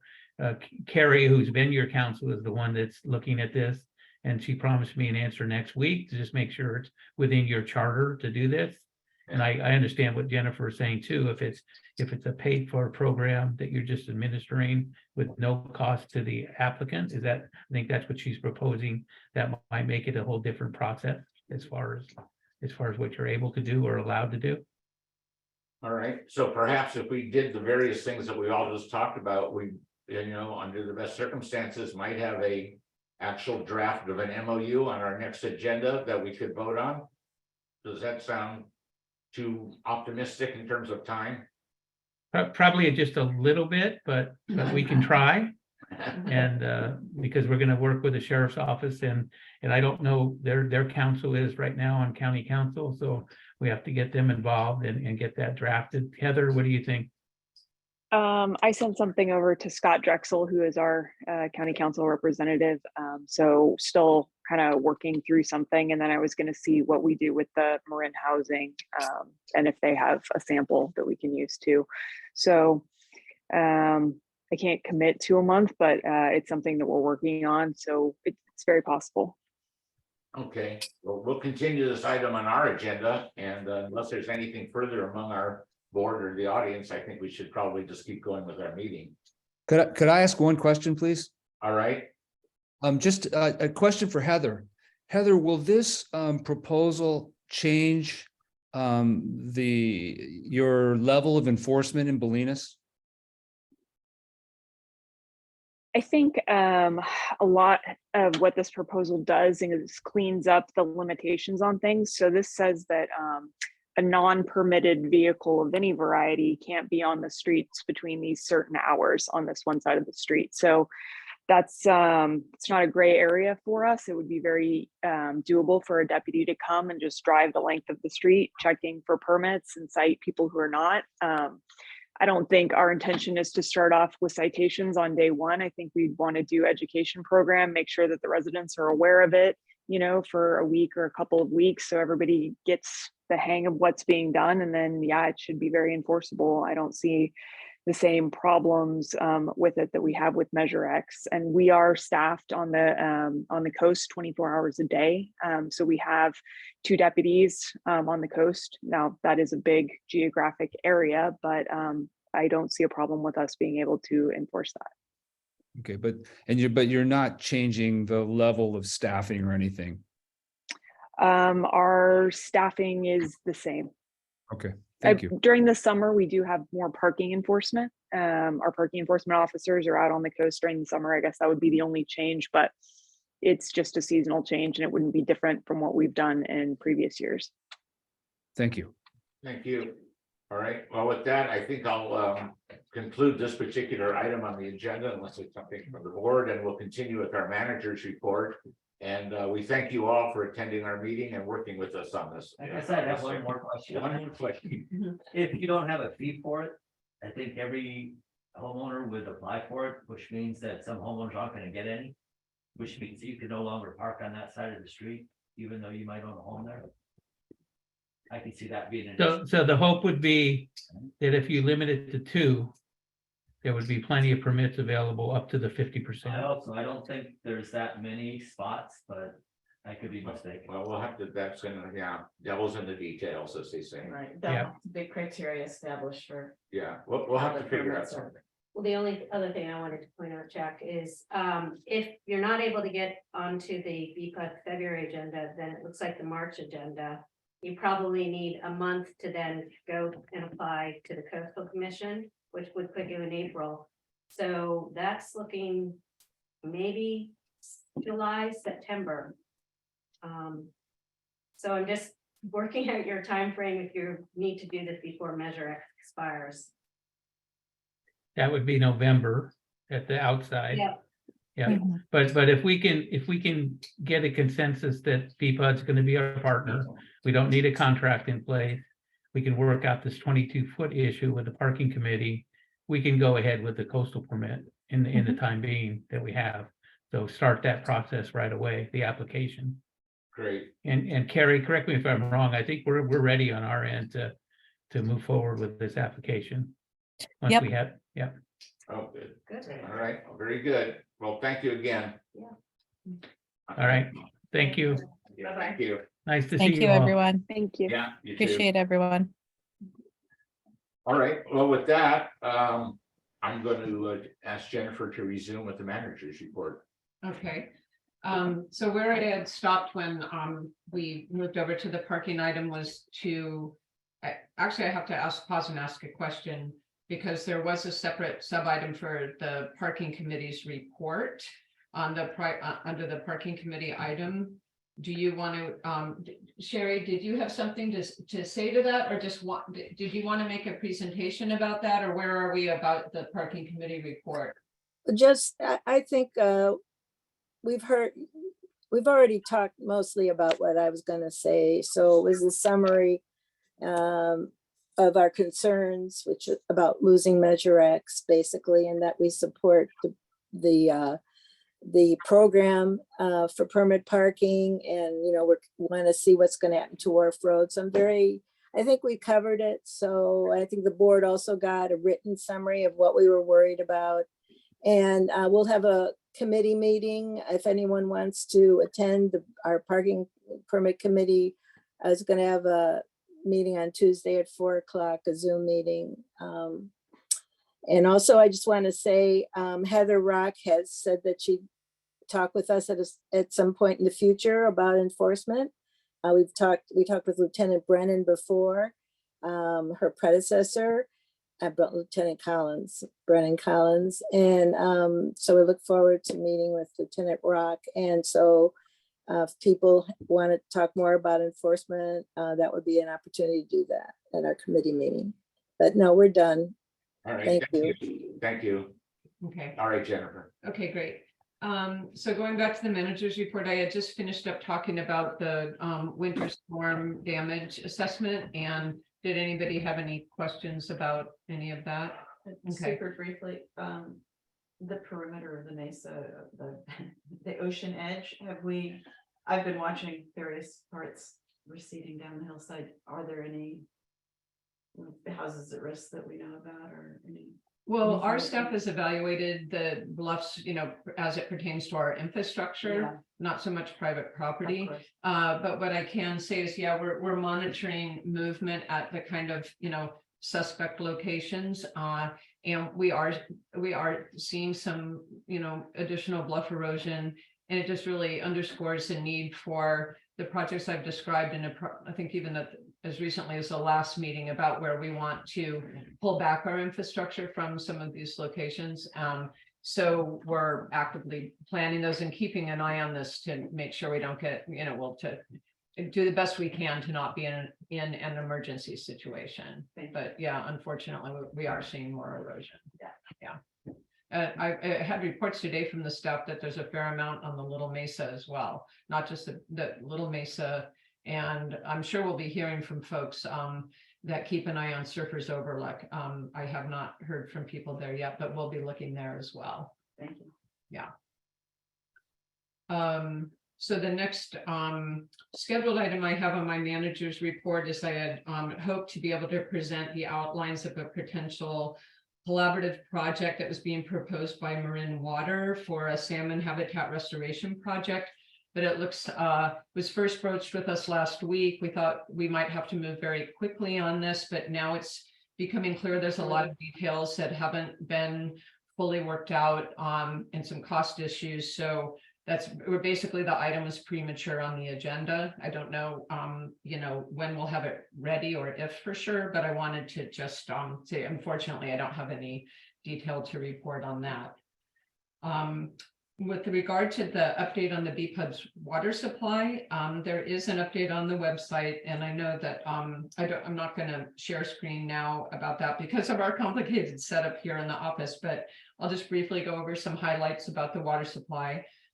With regard to rainfall, I don't think it's a surprise to anyone that we've received a lot of rainfall in the period since the last meeting.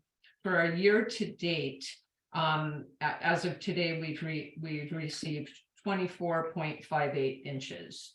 And 11.76 of those, almost 12 inches, so almost half, we received in January. We now have received more than our average rainfall for this time of year. And there's graphs that support this in the memo that's on our website. You can see where we are. We're above average rainfall, but we're still below, we're still below target to hit our annual average rainfall, which is about 32.5 inches. Now, we still have plenty of the rainy season to go. But I think it's kind of sobering in a way to realize that notwithstanding what we've just been through, we're still under our average annual rainfall. And it just also goes to show what a difference it makes as to how you receive that rain, whether it's spread out, that amount of rain over 12 months, or whether it comes in 16 days. It makes all the difference in the world about what the impacts are on the water system and on the community. We did an analysis of looking like, well, when we look back at prior years, we looked at where we were sitting at the end of December. At the end of December, we had received 12.8 inches of rain, or just under 13 inches of rain. Went back and looked at our records, like, well, what is in prior years when we've had that amount of rainfall, what has happened for the remainder of that rain year? And looking, we had 39 instances in our 72 years of rain records about having received 12.82 inches or less than that amount of rain. And the average annual rainfall in those years was 25.5 inches and a kind of best fit of 32 inches. And then looking at where we are in January, when we'd received the what did I say, 24.5, and looking at that situation, then we have 51 years in our rain records where we had received that much rain as of the end of January, and we had a maximum annual rainfall of 42, an average of 26.3, and a best fit of 38.6. So statistically, we're looking like we've got a decent shot at hitting our average annual rainfall of 32.5 inches. But, just the next few months will tell whether we do. With regard to production and consumption, in this last reporting period, this last month since the December meeting, our water production is averaging just under 60,000 gallons a day of water, which is really quite low. It's a decline of 5% from the prior period. It's not surprising, given the amount of rain we've had, that our production is lower, as is our consumption, also decreased to right around 60,000 gallons a day, which is a reduction of about 8% from the last period. I have some information and graph showing you that both of our reservoirs now are full, and between the water that raw water that we have stored, and plus the treated water that we have stored in our tanks on Mesa Road, we've got just over 16 million gallons of water in storage.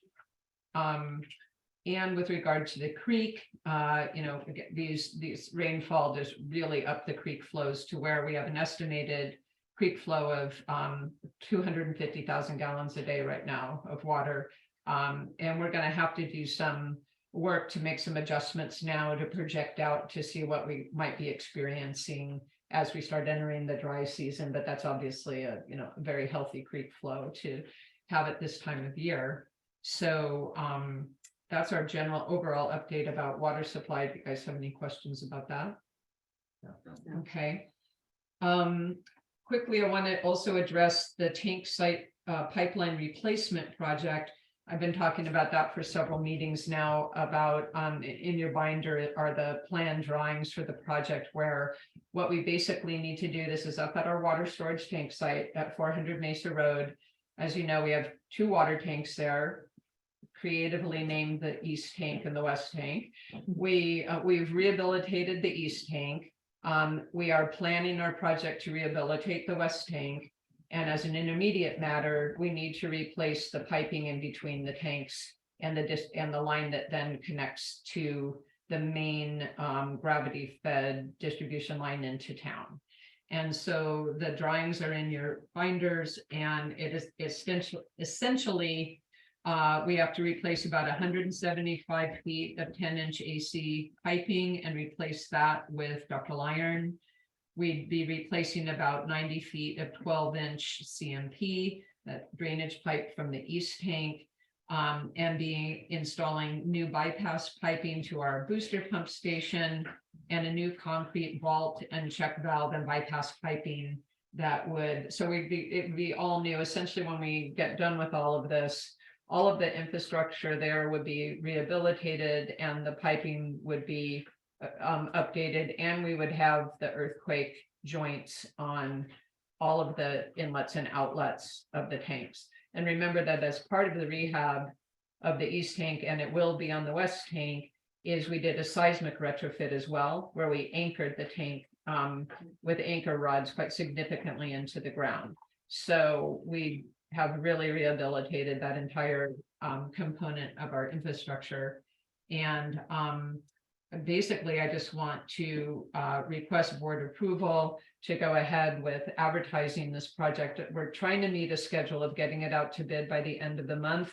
That might slip a couple weeks, but I would like to not have to wait till the next meeting for approval, if that's okay. That we'd like to get our drawings completely finalized and put it out to bid at the end of the month. So do you need a motion on that? Yeah. So the motion would be to authorize you then to put it out for bid when you're ready. Yeah. Can I get a motion to that effect? Yeah. Okay. Second. So Grace moves and Kirsten seconds? Yeah. Okay. All in favor? Aye. Okay. Thank you very much.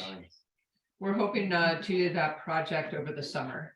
And again, it can just basically dry season. So that's the schedule might slip just a little bit by a month or so, but what it currently contemplates is that we would issue the notice to proceed on May 1st with a term and want it to be done by the end of July. So we still have some space there to be working in the dry season. On the operations update, I mentioned that the Arroyo Hondo is not usable at the upper diversion point right now. So we're on Wood Route 1 water, but we're intending, if all circumstances allow, to put the lower dam back down and move back onto Arroyo Hondo water tomorrow. As you can imagine, with this storm response, this crew has really been working a lot of overtime.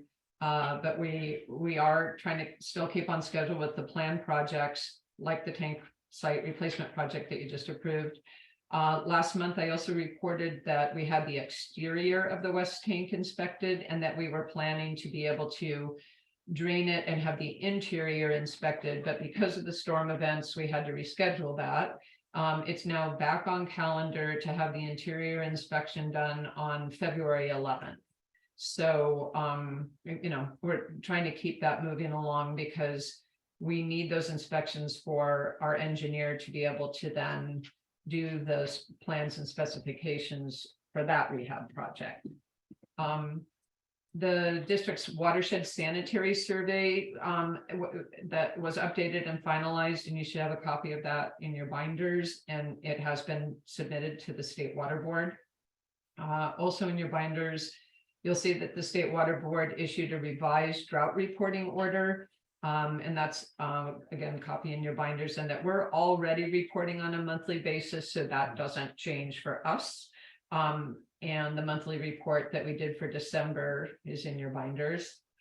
On the sewer side of things, we're continuing to work with Newt Engineering on the assessment of the lift station. As I mentioned, we had the electrical engineer was on site yesterday, and he was taking a look primarily at our current system and whether anything there needs upgrading just because of code changes since it was installed, of which I understand there are a few things that we'll need to upgrade, but then also just what the electrical engineer would need to do in the way of improvements, depending on the outcome of the study that we're doing, to really understand why have we had problems with the pumps that we've installed and what can we do to improve that situation. So we should be getting further information with the study and the electrical analysis within the next couple of months. I reported last month that we had experienced another blown gasket on the check valve, and that we had ordered a different type of check valve to go in that vault in front of Smiley's. It arrived and it's been installed and it's operational, performed really well during all these storm events. So, you know, again, we'll keep our fingers crossed that's a more robust piece of equipment that is going to be a better application in that location. I think I also mentioned during the storm response that we did have a repair of an offset that we found when we were videoing the system in the sewer main that was allowing infiltration and inflow. We had an emergency contractor come in and do what's called a cured in place point repair, and that went really well. I actually think it's really helped keep the INI, you know, from not being worse than it is. And I haven't run all the numbers, but just eyeballing the reports we're getting, our flows are averaging closer to 70,000 gallons a day right now, whereas typical is around 20 to 24. So you can see the significant level of INI getting into the system. I mentioned also we purchased our inspection camera, so we're really hoping that we'll be able to provide a lot of help to our customers through that. I think it's well worth the money. The crew's excited about it. And they really find it very fascinating to accompany the video inspection company when they're coming. So I think they're pretty familiar with like how to run the cameras up the pipes and how to access it. So I think it's a great thing if we can be able to do this kind of thing on our own. The State Water Board has issued their updated statewide sanitary sewer system general order that is applicable to the BCPUD and all sewer systems in the state. I attended the first of many, I'm sure, webinars about the new order, 4-hour webinar, and I included one of the presentations in your binders that just kind of goes over the core requirements and the deadlines, but I think it's going to be a process over the next 2 years of meeting the new order milestones and coming into compliance with that order, which is likely to require some cost expenditures. I'll know more over the next couple of months. It takes effect in June. So right now we're still under our existing order. And finally, I think it's just I wanted to point out that we received a letter from Cal Recycle about everybody's favorite topic, the SB 1383. And it's pretty shocking. Actually, I don't know if you had a chance to read it, that you know the purpose of that law was to see the organic waste going to landfill be reduced by 50% by, I think now, I mean, right, you know, they were targeting very quickly to get that diversion out. And in fact, the amount of organic waste going to landfill has increased over this period of time. And so that's pretty depressing. And Cal Recycle is having to say, you know, just heads up, we're going to have to be doing enforcement on this because we're not seeing what they expected to see in the way of the diversions of this organic waste out of landfill. So it seems like it'll be a bit of a bumpy road on that, but I mean, we're doing our part and we've got all the services in place here. And they've indicated that they're going to be auditing all jurisdictions and that within the next 4 years, every jurisdiction will be audited. So we'll see how Bolinas is doing, but I don't actually have reports yet about how much less tonnage may be going to Bolinas. I'll try to get that from Recology. And then I don't have anything to report this time on the Alliance of Coastal Marine Villages. So that's the end of my report. Thank you, Jennifer. All right, we've already dealt with item 5, so I'm going to go on to item 6. Public hearing to consider termination of water service and or revocation of the permit for a limited water use permit 20-22 for the property at 160 Iris Road. And we do have in our binder an exchange of correspondence that you've had with the people who are involved. Maybe you should just start out by talking about that.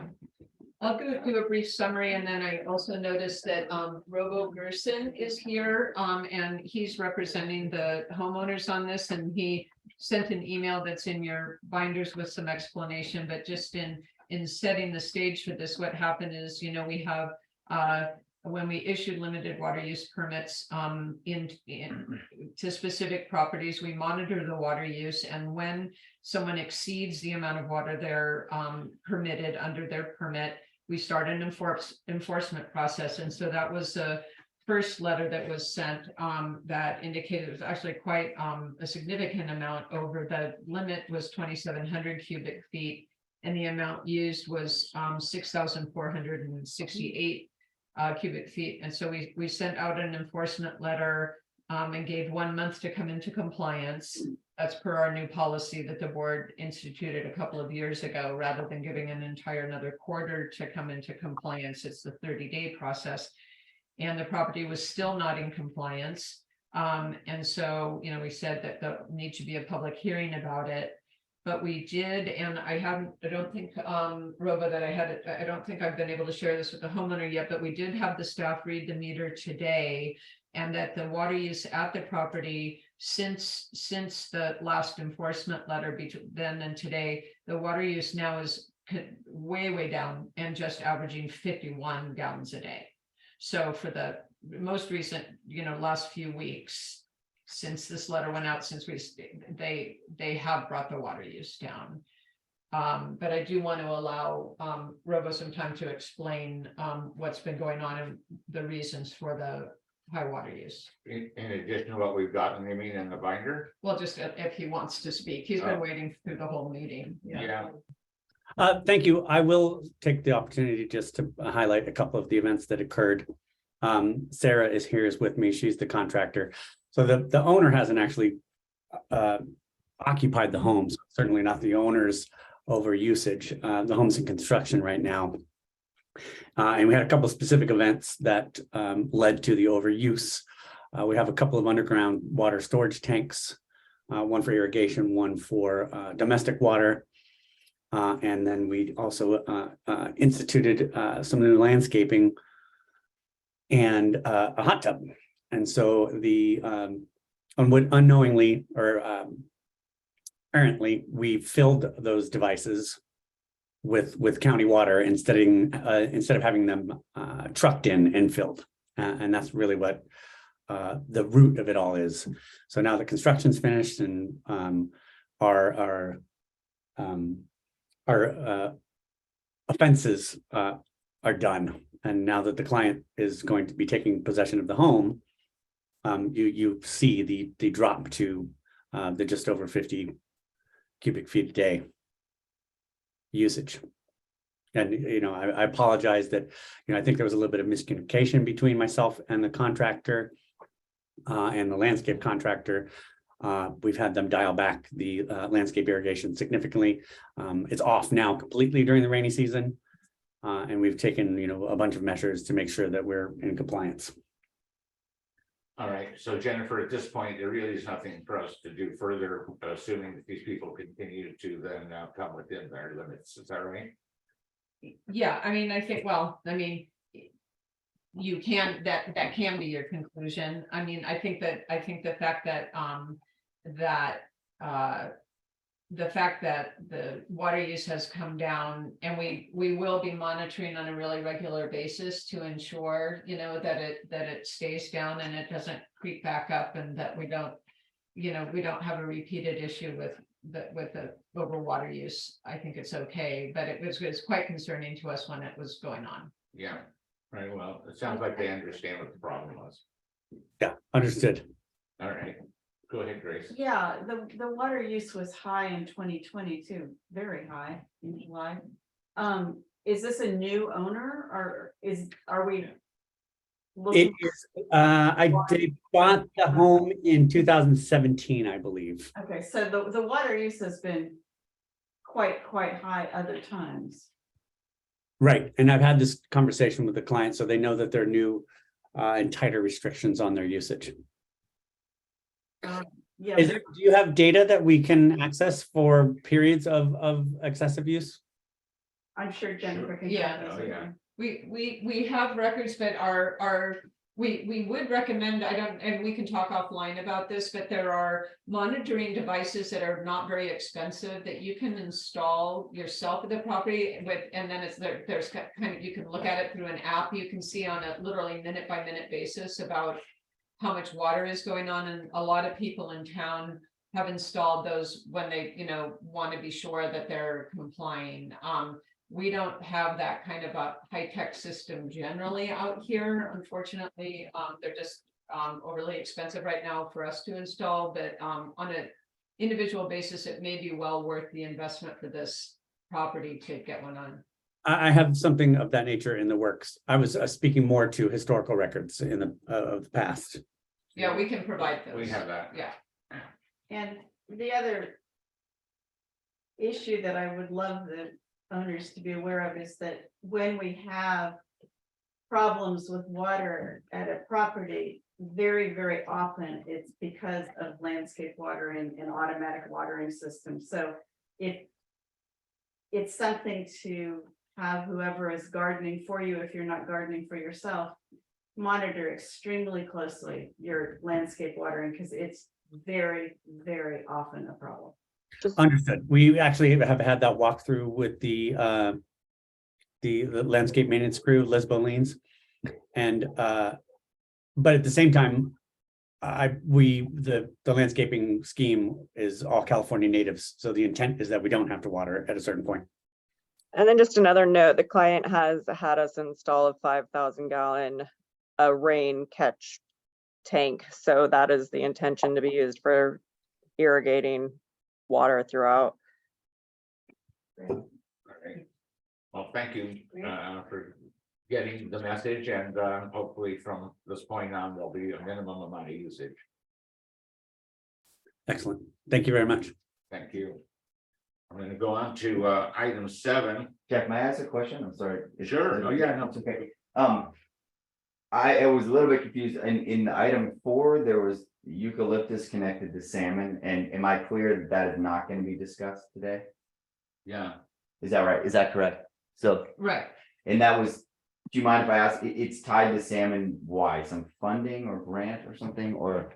Yeah, the idea was that Marin Water, which is MMWD, now known as Marin Water, they have a habitat restoration project for salmon that they want to do on the Lagunitas Creek. And that involves, as I understand it, placing tree the bottom portion of a tree and root ball in the creeks to form habitat for salmon.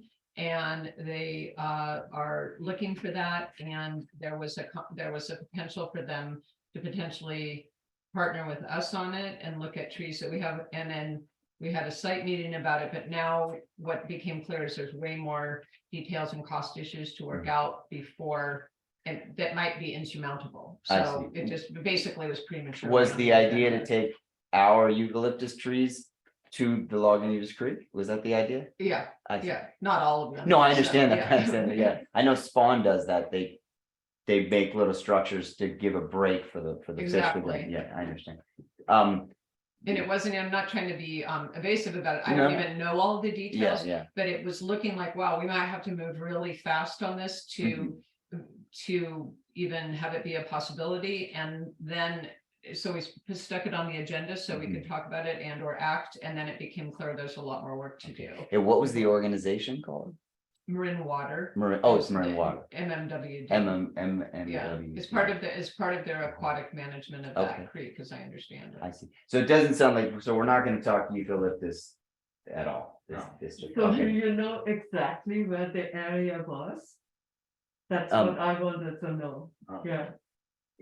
Can I say something for 30 seconds? Is it for 30 seconds? I'll say something for 30 seconds. So like the reason for me coming today was to find out about what the plans may be for the eucalyptus in hopes to save the area, the overwintering area on the sewer pond site. And I saw that one of the trees fell, but Bolinas is the northernmost overwintering site for monarchs. In the 80s, when I was a kid, we had a population of 3 to 5 million in California. Population was decimated. One year it was 300,000, 1 year it was 20,000. 2020, they entered an extinction vortex and there was 1,850. So I just wanted people to be aware of that and to see if there's a way to preserve that one grove, because they need a very particular bowl shape of trees with a southern exposure. There's only 3 of those sites in Bolinas left. And the monarchs are making a slight rebound this year, from 1,850 to 250,000 in 21 to 340,000 this year. Way down still from 3 to 5 million, but it's very delicate. So I won't talk any further than that. That was my hope, to talk to whoever there was to talk to see if we could come to some accommodation, maybe even have a monarch biologist look at the areas and see if those trees in that area could be saved, because it's not just the trees that they like, it's the trees around them that block the wind. And so it's, the ecosystems are very delicate. So that's why I came, and now I've shot my shot. What is your name? Ola. Oh, Joe. okay. Yeah, my mom took that picture. Yeah. So this is cool to come to a meeting, because I think my dad was and Phil were sitting where Jack is sitting 1,000 years ago. So if there's an opportunity in the future to get a great understanding of the plans, I would welcome that. This will come back to us at some point and hit the agenda, and then you'll get that notice. Okay, okay. So thank you. I'm sorry to speak out of turn, but okay, yeah, of course. And the parking. Yeah, I'm actually interested in water. I check some Rin water levels like almost every day, good, we're at 100%. So Yeah, we're good. it's amazing. So thank you for your work. Yeah. Just wanted to say, I was worried that it was the area where Mia Monroe and others had determined was the overwintering site by the bicycle path, No, we haven't even addressed the issue. So, Okay, yeah. good. That's what I So thank you, Jack. Thanks, everyone. Okay, bye. Bye. Righty, so we were at item 7. Kevin's trying to ask Oh, something. sorry. Hi, Jack. Sorry, if we could go back to item 6. I don't know if Robbo's still here.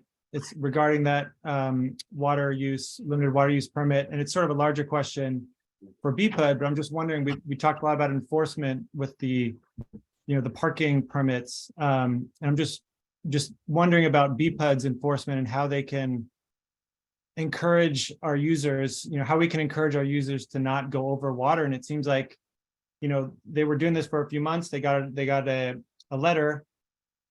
Their usage was still very high. They got another letter, finally they're here at the board, but it's been 5 or 6 months of very high usage, and the damage is basically done. So just wondering what sort of enforcement tools we can have to convince people to take this seriously, whether it's charging more when you go over your allowance, whether it's putting a property such as this one on probation for a year where we're watching their water use every month. It just seems like we put a lot of effort into this to get to this point. And yes, they've come into compliance, but what happens over the next year? Are we still watching them? Do we still have the ability to shut off their water if they go back up? So that's my question. So I think the answers are yes and yes. We are monitoring these particular customers, and we do have the power to turn off their water or to restrict the amount of water that they receive in any given period. I would assume to the amount that they've been allotted. So most of the time when people get these letters, they respond positively, and the next reading shows that they've come under. These people did not, but we also changed our rules. We used to wait for quarterly readings, and now when we see people are over the limit, they are read every 30 days. So they don't get a quarterly report. It's based on a monthly use. But I cannot recall in the years that I've been on this board that we've ever reached the point of actually turning off the water. But we've come close to a few customers who've came right up to the edge. But I'm not sure what we would actually do if we reach that point. I mean, we've had a couple conversations. One of them would be that you just get so much water a day and that's all you get, and or whatever period we set. And then Do we have the ability to charge more for water use over an allowance? We do have a sliding scale on water usage, so that the more you use, the more you pay. You pay so much for the first X number of gallons, and if you use more than that, you pay more for the next Y number of gallons, and then if you go above that, you pay even more. So we Okay. do have that in there, but Okay. yeah, As an ongoing steady use. Yeah. Yeah. yeah. Well, in any given billing period, Right. yeah. And for anybody who's had a leak or some irrigation, how have you dealt with funds? And just to maybe help respond to this question, because I know you've had those situations in the past. Well, if people have a leak, which is different than they're just using it too much, then we have a way to forgive some of the bill that they get, depending on the nature of the leak and whether they should have seen it or not, whether it was something that could have been seen if somebody was there. We do have a flat policy against automatic irrigation systems. If your automatic irrigation system fails and you have a leak, we do not forgive any of the bill, because we're really opposed to those, because they break and no one's around to even catch it. So we're pretty hard nosed on that one. On the other hand, if you have a broken pipe under the ground and the water never even surfaces, so nobody even knows there's a leak until the meter is read, we're more forgiving on that one. And then there's all the in-betweens. I would say the most common one that I can think of offhand is that people have a second bathroom, or there's a toilet in the house and the toilet starts to get stuck and run, and nobody is there because it's a weekend house, or for some reason no one knows the toilet is running. And so that's a really common one, and we'll give some forgiveness on that, but especially if it's just an empty house and you don't have anybody there to listen, then that's your problem. You should be prepared to have somebody monitor your water use. So we have various kinds of, let's say, levels of forgiveness depending on the nature of the use. Does that kind of answer your question? Yeah, I think it does. I guess I sort of know about the forgiveness aspect, but I'm wondering more about the enforcement, and something like this situation, which could have been avoided very easily, but it was a miscommunication among builder and architect and landscapers. So I just wonder about enforcement and how we can get these sort of things to stop happening. Yeah, So- I don't know if these people use that much extra water for the kind of period of time you're talking about, but I think that when we catch people doing that, they definitely get the letter, and now they get it more frequently. But yes, we do have the authority to ultimately turn off the water or put a restriction on it. I just can't recall a time when we couldn't get people to cooperate so that it got that bad. Can you? Yeah, I would think that would be a last step. I mean, I hate to shut off someone's water, but I'm just imagining Yeah. some other enforcement action that can change behavior, but we can take it up another time. It also could come through if they're applying for a permit, right? A building permit or landscape, and it's going through the county and it comes to BCPUD for any kind of water sign off. So that's another opportunity for us to be able to continue to message that back. I think you already do, Jennifer. Yeah, and I think, to Jack's point, it's usually the enforcement letters are, the entire time I've been at the district, the enforcement letters are effective in getting, sometimes it takes two instead of one. Yeah. But then when people, and sometimes we've had to have meetings at the site and help people understand where they're overusing water and how they can reduce, and our staff has met with homeowners to do that. And then that's brought the water use down. So that it isn't what I would describe as a chronic problem. But it's one we take seriously, obviously because of the limited nature of the water supply that we have. Yeah. All right. I have my hand raised. There's a hand raised. I think it's Janine. Yes, go ahead. Yes, hi. I just wanted to speak to the last speaker's comment that they fill their underground water tanks with BCPUD water. These are usually people are putting 5,000, 6,000 gallon water tanks. And sometimes it's very difficult to get a hauler to come out, and there's different types of water. Irrigation water can be actually somewhat competitive to get from Sonoma or wherever it's coming from. So I just, in my work, I do see more and more people putting in large tanks, sometimes underground. And it seems so easy to just fill them up with BPUD water. So you just have one violation and then you have that to rely on. So I don't know what the solution is, but it's sort of like a quick and easy way to fill your tanks.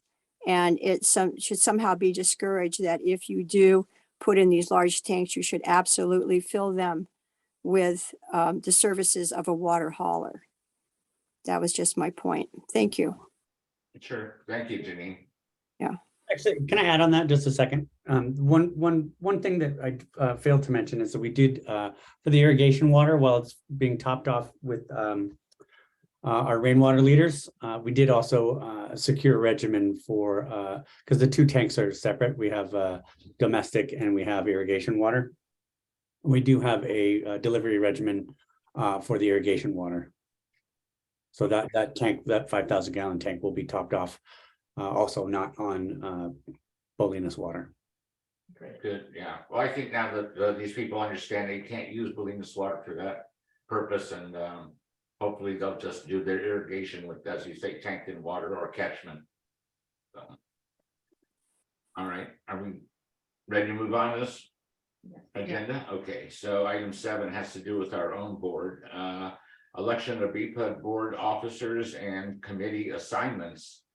So I have the list here of the officers and of the committees. We have 2 replacements. John Smith is no longer on the board and Lyndon Comstock. So let's start with the top. There's the president and the vice president, and then we have 6 committees. I'm willing to continue as the president if you want me to. Yes. First. The vice president was Don Smith. Grace, I think, is the next senior. I would suggest it to you. What do you think? I'm willing to do it. I was gonna say just Kirsten. You want to do it? Taking it. Yeah. Is that all right with everybody? Yeah. Okay. Do we need votes on this, or can we? I think that we should just do one vote at the end, get it all decided, and then have one vote to approve it. Okay. The JPIA governing board member is Grace. You want to continue in that capacity? Okay, Grace. The finance committee is Kirsten and Lyndon, and the alternate was Don. So we need a new committee member to join Kirsten and a new alternate for finance. I'll join. Okay. So that's Andrew, and then as an alternate, Kevin, are you with us? Yes, he's saying. Yes, Number guy. yes, I am. Are you interested in being the alternate on the finance committee? So I would have 2 committee seats, and then I'd be an alternate on the finance committee. Is that what you mean? That's right. We have alternates. Usually the alternates only have to do anything if for some reason there's a mandatory meeting or decision and the 2 board members who are on that committee, one of them isn't available. So I don't think it's ever happened. I I was mean, it's gonna like, say- Pretty if it's a rare. practical matter, it doesn't happen. In the 2 years Yeah. I've been on finance, we never had to call in. Yeah. I can do that. Yeah, good. Personnel has a couple times, I think. Yeah. Oh, that may be, yeah. Yeah. Okay, so it sounds like it's Kirsten and Andrew, and Kevin will be the alternate then. Legal committee is Grace and I, and Kirsten is the alternate. Do we stay with that? Okay. Mesa Septic Flood Control and Roads was Don and Kirsten, and I was the alternate. I don't mind staying in that alternate role. We need somebody else to go with Kirsten. So that would, what do you think about that, Kevin? yeah, I would do that. Okay, thank you. Sounds a Then great time. we have the operations committee. Now that was Lyndon and Don. Both of them are gone. So, and I would tell you that the personnel committee has been Grace and I think we would like probably to keep that position. Is that right? I would like to. So by the process of elimination. That would be, Andrew would be one of those, is that right? Yeah. And Kevin, yeah. And Kevin would be the other. I think Yep, you guys had expressed interest. Yeah. Right? Yeah. Is Okay. there any concern about the transition or getting us up to speed on that? If it's the two of us? I don't think so. I think a good discussion with Jennifer and the members of the staff as you wish. Okay. You know, and I'll bring this up again, which we've talked about over the period, is that it would be good if we could arrange on a dry, nice day, once everything is put together, to do a walkthrough of the entire Yeah. facility, and you guys get a really good handle on the operations. Yeah, But we've you talked know, about doing that when Kevin's yeah, back. yeah, and we've been rained out in the past on those too. So, okay, so then that's what I've got written We down. need an alternate for the personnel committee, Jack, because it was. Oh, yeah, And yeah, we yeah. do need that, I think. I can be the alternate. I'm not an alternate for anything. Oh, very good, thank you. Yeah. Okay, so Jennifer, just going down my list, I'll continue as the president. Grace will be the vice president, and she will also continue being our board member on the Aqua JPIA. The finance committee will now be Walker and Green, and the alternate will be Kevin. Legal committee will remain the same. Mesa Septic Flood Control and Roads will be Kevin and Kristen, and I'm the alternate. Operations is Andrew and Kevin, and I'm the alternate, and the personnel is Grace and I, and Andrew is the alternate. Got it? Right. So can we get a motion? Yeah. Motion to approve all of that. Yeah. A motion. You move to that? Okay, is there a second? A second. All in favor? Aye. Aye. Who seconded? Sorry. Person, thank you. Very good, took care of that business. Item 8, this is an update from the ad hoc committee on the BPUD's building at 270 Elm Road in Bolinas. You have anything you want to say? Go ahead, we have that contract, right? Yeah, we just got the contract back and Jack signed it today from CSW Stuberstroh for the boundary and topographic work. And so I'm expecting them to get started really pretty soon because the deadline is April 1. So I just need to follow up with Josh now and ask when we're on his calendar, the supervising Josh, can't remember his last name, but the guy we've been corresponding with. Yeah. Get it started. Yeah. Yeah. Can I just ask, when you say the deadline is April 1st, is that what you said? Yeah. And that's deadline is being dictated by who? It's in the contract, Oh, in his contract. in the contract that we executed with the company, between the contract from the BPUD and Great, CSW. okay. That's, Give them a deadline. Yeah. Is there any other steps that we should be taking to move forward on the project while we're waiting for that work to be done? yeah, I mean, I think also Josh Wolbing, my recollection is his name from CSW. I think they also may be a bit behind just because there's so much water saturation and they're gonna have to go out and do some field work. So I think now that the contract is underway, what we could start to do is line up the next series of consultants. Yes. Just knowing it takes a while to get onto people's schedule and also start looking at their contracts or have them look at your contract and make sure that they're agreeable to that. So happy to take that lead on. We put together a few consultants and. Yeah, no, we've we'll check in already, with yeah, you. we've chosen them. And But if we you want just me to took it. follow up with them and just say, hey, we're getting our survey, we want to get you onto your, we want to get onto your schedule. Yeah, no, that's, I can do it. I go follow up with Ekman Environmental, and then I think it's Miller Pacific on the geotech. Yeah. Okay. And I think there was one other septic. Wasn't There was, but the better proposal that we selected, we did that by email. I think we had that was who we Oh, really? decided there? I by, missed that one. right? Okay. I think so. I believe Yeah. so. That it was in comparing the proposals. I did a detailed email about comparing the proposals, but for the surveyors and then also for the septic. And then we just had the one from Miller Pacific. Right. So, yeah, And I don't think we'll, yeah. I So understood Miller's that to good. be okay with you guys, so. Okay. So what do we have to do about the septic? Do we just have to nail down who it is, or do we? already have- Yeah, well, we said, now we need to get into the contracting process. Oh, okay. Yeah. All right, so definitely. Anything else that you can think of? No. All right, item 9, update on the BPUD sewer system management plan.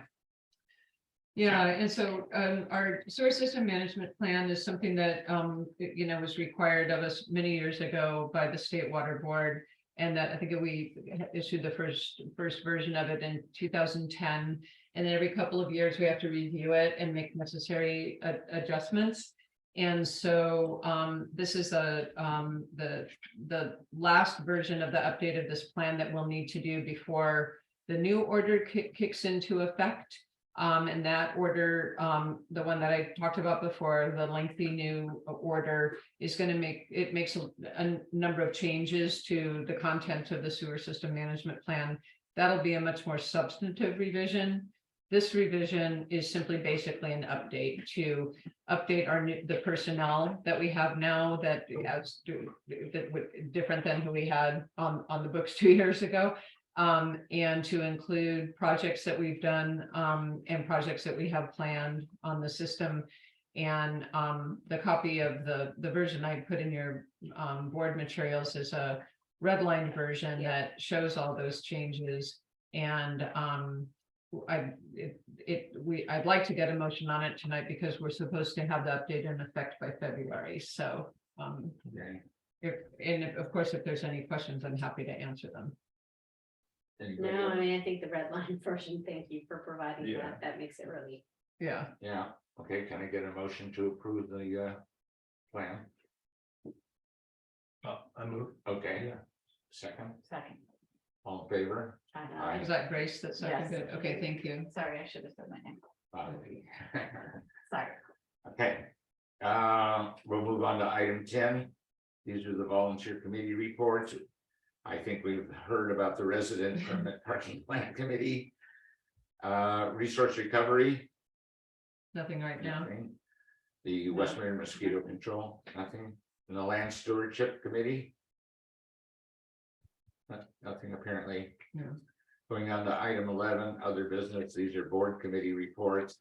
Finance committee, in the binder, we have the financial statement, and there's a update on the 21-22 audit and a budget schedule for BPUD's fiscal year 23-24 budget.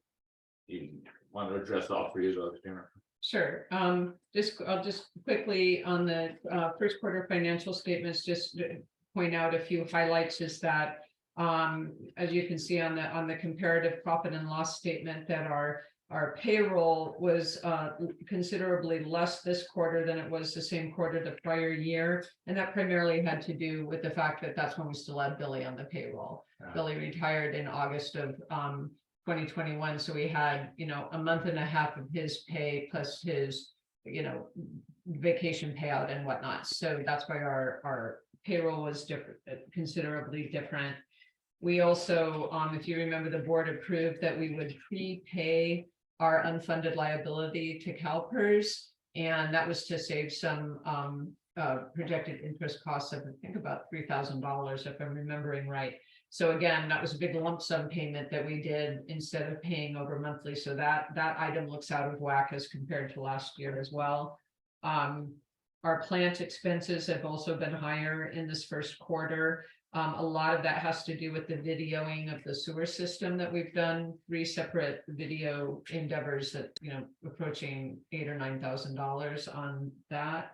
And then the watershed sanitary survey, which we didn't separately budget for, which is basically an oversight on my part. That should have been just separately budgeted for in a separate line item, but we're putting it under plant. So that's why those expenses look higher. And then in our miscellaneous account, we've got some of these preliminary bike path costs that don't have a home yet. And unless I think the version we might have gotten into the final version in your binders that we created new accounts to reflect the bike path expenses. So unless there's any questions, yeah, Grace. Just a quick question about the bike path. I assume with all the eucalyptus down, Yeah. That It's project closed, you know, for is- now, yeah. Yeah. Thank goodness there's an extension on that project. Yeah, Yeah, there's I a was lot just- to be considered. Okay. Yeah, Yeah, the timing was what I was wondering. yeah. We have, you know, we have until 2028, I think it Oh, was that extended to, Oh, yeah. Okay, I wasn't sure, I couldn't remember, thank you. I hope I believe I'm right. I believe it was a 4-year extension because it was gonna be next summer. Mhm. Pretty sure it was 4-year extension, so that's really good news. Yeah. I'm expecting, the audit, we're just, you know, the audit's late this year. I'm expecting it for approval at the February meeting. And then with regard to the budget schedule, put this in your binder, and I think Kristen and Andrew, there are a couple of dates that we need to maybe revise on the budget schedule. Just one. March. Just 14th. March? Yeah, just March 14th. The March 14th date, do you want to agree on a different date now? Do we know, or do you want Said to? March 9th. Propose March 9th. Um, But if Do you know want yet? I thought you said the earlier week was worse for you. The week after the 14th was better for you. You have to relook. I don't remember right now, and we can always adjust that date, but I can look at my calendar in the other room here, just hold on.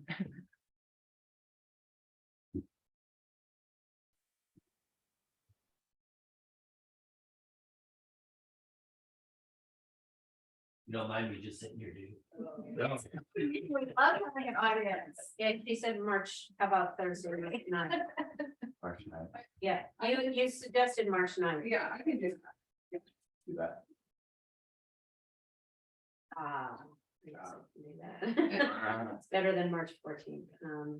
Yes, And do you guys want to do a 10 o'clock start time, 11 o'clock, or afternoon? It doesn't matter to me. could we do one? Yeah. 1 p.m. Oh, sure. Okay. So then the first one will be Valentine's Day, 1 p.m. That's the first one, February 14th. I don't care. I'll bring a box of chocolate. Okay. Yes, I have that in. Okay. Sorry for 10 a.m. I just meant for March 9th. Oh, only March 9th, Yes, 1 p.m. only. Okay, Yeah. so I'm 10 fine with the 10 a.m. as the standard. I think we accepted everything that you had proposed. Oh, with the one okay. Exception of moving. the okay, March okay, so 14th 10 to a.m. March 9th. otherwise, Yes. okay. Except for March 9th at 1. Yes, please. Okay. And I think that if you should formally approve the budget schedule if you can. We should get a motion for that. A motion to formally approve the schedule, the budget schedule. Okay. With our current revision. Grace seconds. Okay, thank you. All in favor? Uh, Aye. Okay, that takes care of that item. Anything from the legal committee? No. Mesa Septic Flood Control and Roads, new committee. Boy, did they. Don't talk about it. In progress. Water and Sewer Operations Committee and a Personnel Committee, we're doing, okay. That takes us to the minutes of the December 14th regular board meeting, which are in our binder. Does anyone have any corrections or changes to those minutes? Oh, I started to proofread them and I just stopped. I have a small correction that I found. Oh, go ahead. Oh, yeah. Given here, item 6 at the bottom, A Andrew Green, I believe should be A Alexander Green. No hyphen. Where is it? You tell us the page and somewhere on the page, like a paragraph or something. Yeah, it's item 6. I don't have the in front of me right now. Let's see if I Okay, can find item 6 of the agenda. it. Sorry, of the minutes. So the minutes, I'm sorry. And Um, Oh, I see. A Oh, Andrew Green. I sorry. see. Yeah, Okay. All okay, right, thank very you. good, got that. Any other Okay. changes or corrections? Thought everything was good. Okay, I didn't notice my name. can I get a motion to approve the minutes? I move to approve. Okay, is there a second? Second, I'll second. All in favor? Aye. Aye. Move on to the warrants. Can I get a motion to approve the warrant? I so moved. And I'll second. Okay, all in favor? Aye. And schedule our next meeting. I think it'd be February 15th if we keep to the usual schedule. Okay. And with that, this meeting is adjourned. Thank you. Thank you. Okay. A little Thank recorder you. still on here. so- Jeff. Kevin, when you get back, I want to hear It's like about meetings the like- just Which of us? decision. Okay. Did you hear about the Prime Minister in New Zealand? I did. I just read that just before I got on the meeting here. That's bad news for me. Bring a more comfortable chair. So anyway, that's very non-related, so we can talk offline. Yeah, sorry, I'm having trouble hearing you, but we'll. Okay, chat sorry. about Okay, thanks anyway. Thank you. Okay, Sorry. thank you. Bye. Bye. Bye.